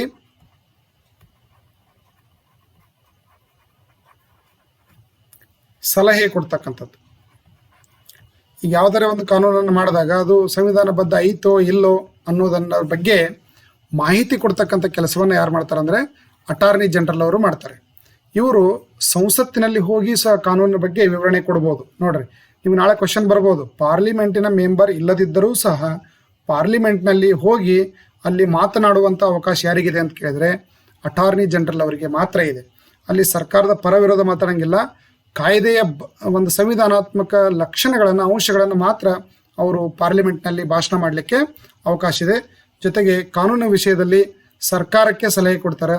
ಆಮೇಲೆ ರಾಷ್ಟ್ರಪತಿಗಳಿಗೂ ಕಾನೂನಿನ ವಿಷಯದಲ್ಲಿ ಏನಾದರೂ ಸಲಹೆ ಬೇಕಾಯಿತು ಅಥವಾ ಏನಾದರೂ ಗೊಂದಲಗಳು ಉಂಟಾಗಿತ್ತು ಅಂತಂದರೆ ಸೊ ಅದಕ್ಕೆ ಸಲಹೆ ಕೊಡ್ತಕ್ಕಂಥವ್ರು ಯಾರಂದರೆ ಅಟಾರ್ನಿ ಜನರಲ್. ಇದು ಸಂವಿಧಾನಾತ್ಮಕ ಹುದ್ದೆ. ಸಂವಿಧಾನದ 76ನೇ ವಿಧಿ ಪ್ರಕಾರ ಇದನ್ನು ಸ್ಥಾಪನೆ ಮಾಡಲಾಗಿದೆ ಅಂತ ಹೇಳ್ಬೋದು. First vice chairman of Rajya Sabha, ರಾಜ್ಯಸಭೆಯ ಮೊದಲ ಉಪಾಧ್ಯಕ್ಷರು ಯಾರು ಅಂತಂದರೆ SV ಕೃಷ್ಣಮೂರ್ತಿಯವರು. ಹಾಗಾಗಿ ರಾಜ್ಯಸಭೆಯ ಮೊದಲ ಅಧ್ಯಕ್ಷರು ಯಾರಾಗಿದ್ದರು? ಮೊದಲ ಅಧ್ಯಕ್ಷರು ಯಾರಾಗಿದ್ರು ಹೇಳ್ಬೋದಾ ನೀವು? ಯಾರಾಗಿರ್ತಾರೆ ಇವಾಗ ರಾಜ್ಯಸಭೆಯ ಮೊದಲ ಅಧ್ಯಕ್ಷರು? ಉಪರಾಷ್ಟ್ರಪತಿಗಳೇ ರಾಜ್ಯಸಭೆಯ ಮೊದಲ ಅಧ್ಯಕ್ಷರಾಗಿರ್ತಾರೆ. ಹಾಗಾದರೆ ಅವಾಗಿನ ಮೊದಲ ಉಪರಾಷ್ಟ್ರಪತಿಗಳು ಯಾರಾಗಿದ್ದರು? ಡಾಕ್ಟರ್ ಸರ್ವಪಲ್ಲಿ ರಾಧಾಕೃಷ್ಣನ್ ಅವರು. ಭಾರತದ ಮೊದಲ ಉಪರಾಷ್ಟ್ರಪತಿಗಳು ಯಾರಂದ್ರೆ ಡಾಕ್ಟರ್ ಸರ್ವಪಲ್ಲಿ ರಾಧಾಕೃಷ್ಣನ್ ಅವರಾಗಿದ್ದರು. ರಾಧಾಕೃಷ್ಣನ್ ಅವರೇ ರಾಜ್ಯಸಭೆಯ ಸಭಾಪತಿಗಳಾಗಿ ಅಧ್ಯಕ್ಷರಾಗಿ ಕೆಲಸ ಮಾಡಿದರು. ಇನ್ನು ಉಪಾಧ್ಯಕ್ಷರನ್ನಾಗಿ ರಾಜ್ಯಸಭೆಯ ಸದಸ್ಯರಲ್ಲಿ ಒಬ್ಬರನ್ನು ಆಯ್ಕೆ ಮಾಡ್ತಾರೆ. ಹಾಗೆ ಉಪಾಧ್ಯಕ್ಷರಾಗಿ ನೇಮಕ ಆದವರು SV ಕೃಷ್ಣಮೂರ್ತಿ ಅಂತ ಹೇಳ್ಬೋದು. Solid carbon dioxide is also known as, ಒಂದು ಘನಾಕೃತಿಯಲ್ಲಿರ್ತಕ್ಕಂಥ ಒಂದು ಘನ ಕಾರ್ಬನ್ ಡೈಆಕ್ಸೈಡ್ಗೆ ಏನಂತ ಕರೀತಾರೆ ಅಂದ್ರೆ ಡ್ರೈ ಐಸ್ ಅಂತೇಳಿ ಇದನ್ನು ಕರೆಯಲಾಗ್ತದೆ. ಸೈನ್ಸಿಂದ ಬಂದಿರತಕ್ಕಂಥ question. Other name of Newton's first law, ನ್ಯೂಟನ್ನ ಪ್ರಥಮ ಒಂದು ನಿಯಮ, ಚಲನೆಯ ನಿಯಮ. ನೋಡ್ರಿ, ಮೋಷನ್ ಮೇಲೆ 3 ನಿಯಮಗಳನ್ನು ಹಾಕಿದ್ದಾನೆ. ಫಸ್ಟ್ ಒಂದು ಲಾ ಯಾವುದಂತ ನಿಯಮ ಯಾವುದಂದರೆ ಲಾ ಆಫ್ ಇನ್ನರ್ಷಿಯಾ, ಕ್ರಿಯೆಗೆ ತಕ್ಕ ಪ್ರತಿಕ್ರಿಯೆ. Largest ಅರ್ಥನ್ dam in India and the second largest in Asia. ಭಾರತದಲ್ಲೇ ಅತಿ ದೊಡ್ಡದಾಗಿರ್ತಕ್ಕಂಥ ಡ್ಯಾಮ್ ಯಾವುದು ಮತ್ತು ಏಷ್ಯಾದಲ್ಲಿ 2ನೇ ಸ್ಥಾನದಲ್ಲಿರ್ತಕ್ಕಂಥ ಡ್ಯಾಮ್ ಯಾವುದು ಅಂದರೆ ಬನ್ಸೂರಾ ಡ್ಯಾಮ್. ಎಲ್ಲಿದು? ವಯನಾಡ್ ಡಿಸ್ಟ್ರಿಕ್ಟ್ ಆಫ್ ಕೇರಳ, ಕೇರಳದ ವಯನಾಡ್ ಜಿಲ್ಲೆಯಲ್ಲಿ ಈ ಒಂದು ಡ್ಯಾಮ್ ಇದೆ ಅಂತ ಹೇಳ್ಬೋದು. ಲಾರ್ಜೆಸ್ಟ್, ಅತಿ ದೊಡ್ಡದಾಗಿರ್ತಕ್ಕಂಥ ಅಣೆಕಟ್ಟು. ಆರೆಂಜ್ ನ್ಯಾಷನಲ್ ಪಾರ್ಕ್ ಎಲ್ಲಿದೆ? ಅಸ್ಸಾಮಲ್ಲಿದೆ ಅಂತ ಹೇಳಿದ್ದಾರೆ. ಆರೆಂಜ್ ನ್ಯಾಷನಲ್ ಪಾರ್ಕ್ ಎಲ್ಲಿದೆ? ಅಸ್ಸಾಂನಲ್ಲಿದೆ. ಆಮ್ನೆಸ್ಟಿ ಇಂಟರ್ನ್ಯಾಷನಲ್ ಹೆಡ್ ಕ್ವಾರ್ಟರ್ ಎಲ್ಲೈತೆ ಅಂದರೆ London, UK. Which king shifted the capital from Delhi to Daulatabad? ದೆಹಲಿಯಿಂದ ದೌಲತಾಬಾದ್ಗೆ ರಾಜಧಾನಿ ವರ್ಗಾವಣೆ ಮಾಡಿರ್ತಕ್ಕಂಥ ರಾಜ ಯಾರು ಅಂತ ಕೇಳಿದ್ದಾರೆ. ಮೊಹಮ್ಮದ್ ಬಿನ್ ತುಘಲಕ್. ದೆಹಲಿಯಿಂದ ದೇವಗಿರಿಗೆ ರಾಜಧಾನಿ ಬದಲಾವಣೆ ಮಾಡ್ತಾನೆ. ಇಲ್ಲಿಂದ ದೆಹಲಿಯಿಂದ ದೇವಗಿರಿಗೆ, ಮಹಾರಾಷ್ಟ್ರದ ಔರಂಗಾಬಾದ್ ಜಿಲ್ಲೆಯಲ್ಲಿ ಈಗ ಐತಿಗಿದು ದೇವಗಿರಿ. ಇಲ್ಲಿ ವಾರಂಗಲ್ಲಿನ ಯಾದವರ ಅರಸರಲ್ಲಿ ದೇವಗಿರಿ ಯಾದವರು ಅಂತೇಳಿ ಆಳ್ವಿಕೆ ಮಾಡ್ತಾ ಇದ್ರು. ಅವರನ್ನು ಸೋಲಿಸಿ ಈತ ಏನು ಮಾಡ್ತಾನಂದರೆ ಆ ದೇವಗಿರಿ ಕೋಟೆಯನ್ನು ವಶಪಡಿಸಿಕೊಳ್ತಾನೆ. ಅದು ಭಾರತದ ಸೆಂಟ್ರ್ ಪ್ಲೇಸ್ ಆಗಿರ್ತದೆ, ಭಾಳ ಸೇಫ್ಟಿ ಪ್ಲೇಸ್ ಅದ ತಿಳ್ಕೊಂಡು ಸುತ್ತಲೂ ಬೆಟ್ಟಗಳಿಂದ ಆವರಿಸಿರ್ತಕ್ಕಂಥ ಅದನ್ನು ಪುನರ್ ನಿರ್ಮಾಣ ಮಾಡ್ತಾನೆ ಅರಮನೆಯನ್ನು. ಅದನ್ನು ಹೊಸ ರಾಜಧಾನಿಯನ್ನಾಗಿ ಮಾಡ್ತಾನೆ. ಅದು ದೆಹಲಿಯಿಂದ ದೇವಗಿರಿ 1325ರಲ್ಲಿ 1325-26ರಲ್ಲಿ ರಾಜಧಾನಿ ವರ್ಗಾವಣೆ ಮಾಡ್ತಕ್ಕಂಥ ಪ್ರಯತ್ನವನ್ನು ಮೊಹಮ್ಮದ್ ಬಿನ್ ತುಘಲಕ್ ಮಾಡ್ತಾನೆ. ಸೊ ಮುಂದೆ ಇಲ್ಲಿ ಬಂದಾಗ ಎಲ್ಲ ಜನರಿಗೆ ಇಲ್ಲಿ ಇರ್ಲಿಕ್ಕೆ ಆಗೋದಿಲ್ಲ. ಸೊ ಅಸ್ತವ್ಯಸ್ತತೆ ಉಂಟಾಗ್ತದೆ. ಮತ್ತೆ ಹೊಳೆ ರಿಟರ್ನ್ ಡೆಲ್ಲಿಗೆ ಹೋಗ್ರಿ ಅಂತ ಕರೀತಾರೆ. ಹೀಗಾಗಿ ಮಿಕ್ಚರ್ ಆಫ್ ಅಪೋಸಿಟ್ಸ್ ಅಂತೇಳಿ ಇವರನ್ನು ಕರೀತಾರೆ. ಯಾವುದು? ಮೊಹಮ್ಮದ್ ಬಿನ್ ತುಘಲಕರಿಗೆ. ಜೊತೆಗೆ ಇನ್ನೊಂದಂದರೆ ದೆಹಲಿ ಸುಲ್ತಾನರಲ್ಲಿ ಅತ್ಯಂತ ದೊಡ್ಡ ಸಾಮ್ರಾಜ್ಯ ಹೊಂದಿರತಕ್ಕಂಥ ಅರಸ ಯಾರು ಅಂತಂದರೆ ಮೊಹಮ್ಮದ್ ಬಿನ್ ತುಘಲಕ್. ಪ್ಲಾಸಿ ಕದನ ಯಾವಾಗ ನಡೀತು ಅಂತ ಕೇಳಿದ್ದಾರೆ. ಪ್ಲಾಸಿ ಕದನ 1757 ಜೂನ್ 23ರಂದು ನಡೀತು. ಇದು ಬಂಗಾಳದ ನವಾಬ ಸಿರಾಜುದ್ದೌಲನಿಗೂ ಮತ್ತು ಬ್ರಿಟಿಷ್ ಗವರ್ನರ್ ರಾಬರ್ಟ್ ಕ್ಲೈವ್ ನಡುವೆ ನಡೀತದೆ. 1757ರಲ್ಲಿ ಭಾರತದಲ್ಲಿ ಬ್ರಿಟಿಷರು ಗೆಲುವು ಪಡೆದಿರತಕ್ಕಂಥ ಮೊಟ್ಟ ಮೊದಲ ಯುದ್ಧ ಅಂತಂದರೆ ಪ್ಲಾಸಿ ಕದನ. ಹೀಗೆ ಸಿರಾಜುದ್ದೌಲನ ಅಳಿಯ ಮೀರ್ ಜಾಫರ್ ಬ್ರಿಟಿಷರ ಪರವಾಗಿ ಕೆಲಸ ಮಾಡ್ತಾನೆ, ಅದಕ್ಕಾಗಿ ಸಿರಾಜುದ್ದೌಲ ಯುದ್ಧದಲ್ಲಿ ಸೋಲ್ತಾನೆ. ಅಕ್ಕ ಸೋತು ಸಹ ಹತ್ಯೆ ಮಾಡ್ತಾರೆ ಇವನಿಗೆ. ಒಂದು ವೇಳೆ ಅವಾಗ ಏನಾದರೂ ಬ್ರಿಟಿಷರು ಸೋತಿದ್ರು ಅಂತಂದರೆ ಭಾರತದಲ್ಲಿ ಬ್ರಿಟಿಷರ ಆಳ್ವಿಕೆನೇ ಇರ್ತಿರಲಿಲ್ಲ ಅಂತ ಅನಿಸ್ತದೆ. ಸಾರಿಕಾ ಟೈಗರ್ ರಿಸರ್ವ್ ಹುಲಿ ಅಭಯಾರಣ್ಯ, ಸರಿಸ್ಕಾ ಹುಲಿ ಅಭಯಾರಣ್ಯ ಎಲ್ಲಿದೆ? ರಾಜಸ್ಥಾನದಲ್ಲಿ ಬದೆ. ಅಲ್ವಾರ್ ಡಿಸ್ಟಿಕ್ ಅಂತ ಬರ್ತದೆ ರಾಜಸ್ಥಾನದಲ್ಲಿ ಅಂತ ಹೇಳ್ಬೋದು. ಸುಭಾಷ್ ಚಂದ್ರ ಬೋಸ್ ಇಂಟರ್ನ್ಯಾಷನಲ್ ಏರ್ಪೋರ್ಟ್ ಎಲ್ಲಿದೆ? ಕೋಲ್ಕತ್ತಾದಲ್ಲಿ. ಈಗ ಪ್ರಮುಖ ವಿಮಾನ ನಿಲ್ದಾಣಗಳು ಅವಾಗಿರ್ತಕ್ಕಂಥ ಹೆಸರುಗಳನ್ನು ನೀವು ಇಲ್ಲಿ ನೋಡ್ಕೋಬೇಕು. National bank for agriculture and rural development ಇದು ಸ್ಥಾಪನೆ ಆಗಿದ್ದು, ನಬಾರ್ಡ್ ಅಂತ ಕರೀತಾರೆ. ಇದನ್ನು ವಿಸ್ತರಿಸಿ ಬರೀರಿ ಅಂತಲೂ ಕೇಳ್ಬೋದು ನಿಮ್ಗೆ ನಾಳೆ ಕ್ವಶನಲ್ಲಿ. ನಬಾರ್ಡ್ ಇದು ಯಾವಾಗ ಸ್ಥಾಪನೆ ಆಯಿತು? 1982ರಲ್ಲಿ. ಇದು ಕೃಷಿಗೆ ಒಂದು ಸಾಲ ಸೌಲಭ್ಯ ಕೊಡ್ತಕ್ಕಂಥ ಬ್ಯಾಂಕು ಅಂತ ಹೇಳ್ಬೋದು. ಪಂಚತಂತ್ರ ಅನ್ನು ಬರೆದವರು ಯಾರು? ವಿಷ್ಣು ಶರ್ಮಾ. ಪಂಚತಂತ್ರ ಬರೆದವರು ಯಾರು? ವಿಷ್ಣು ಶರ್ಮಾ.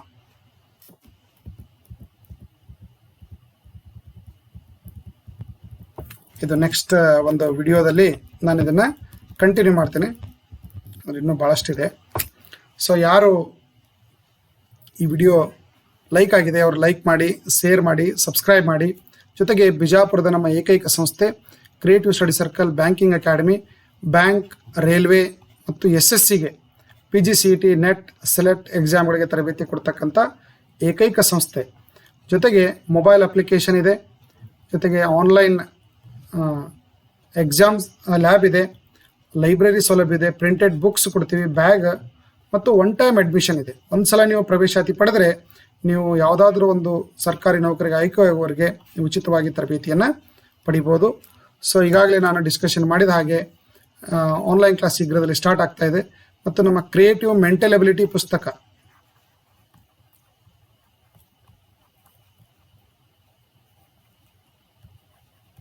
ಮೆಂಟಲ್ ಎಬಿಲಿಟಿ ಸಂಬಂಧಪಟ್ಟಿರ್ತಕ್ಕಂಥ ಒಂದು ಫೇಮಸ್ ಪುಸ್ತಕ ಈಗಾಗಲೇ ಮಾರುಕಟ್ಟೆ ಲಭ್ಯವಿದೆ. ಎಲ್ಲ ಸ್ಪರ್ಧಾತ್ಮಕ ಪರೀಕ್ಷೆಗಳಿಗೆ ಯೂಸ್ಫುಲ್ ಆಗಿರ್ತಕ್ಕಂಥ ಪುಸ್ತಕ ಅದಾಗಿದ್ದು 726 ಪುಟಗಳಿಂದ ಕೂಡಿರ್ತದೆ. ಸೊ 43 ಚಾಪ್ಟರ್ಗಳನ್ನು ಅದರಲ್ಲಿ ಹಾಕಿದ್ದೀನಿ. ಸೊ ಆ ಪುಸ್ತಕವನ್ನು ಬೇಕಾಗಿರೋರು ಪ್ರಮುಖ ಬುಕ್ ಸ್ಟಾಲ್ಗಳಲ್ಲಿ ಕೇಳ್ಬೋದು. ಒಂದು ವೇಳೆ ಪುಸ್ತಕ ನೇರವಾಗಿ ಬೇಕಂದರೆ ಕೊರಿಯರ್ ಮೂಲಕ ನಾವು ಕಳಿಸ್ತೀವಿ. 8618748199 ಈ ನಂಬರ್ಗೆ ನೀವು ಫೋನ್ಪೇ ಮಾಡಿ. ಆ್ಯಕ್ಚುಲಿ ಅದರ ಅಮೌಂಟು 625 ಇದೆ. ಇಲ್ಲಿ ಇದನ್ನು ಡಿಸ್ಕೌಂಟ್ ಮಾಡಿ ನಾವೇನು ಮಾಡ್ತಾ ಇದ್ದೀವಿ ಅಂತಂದರೆ 530 ರೂಪೀಸ್ ವಿತ್ ಕೊರಿಯರ್ ಚಾರ್ಜ್ಗೆ ಇದನ್ನು ಕಳಿಸ್ತಾ ಇದ್ದೀವಿ. ಫೋನ್ಪೇ ಸ್ಕ್ರೀನ್ಶಾಟು ಮತ್ತು ನಿಮ್ಮ ಅಡ್ರೆಸ್ಸನ್ನು ನೀವು ಈ ವಾಟ್ಸಪ್ ನಂಬರ್ಗೆ, ಈ ಮೇಲ್ ಕಾರ್ಡ್ ಇರ್ತಕ್ಕಂಥ ಈ ನಂಬರ್ಗೆ ಕಳಿಸಿದರೆ ನೇರವಾಗಿ ಪುಸ್ತಕ ನಿಮ್ಮ ಕೈ ಸೇರಲಿದೆ. Thank you.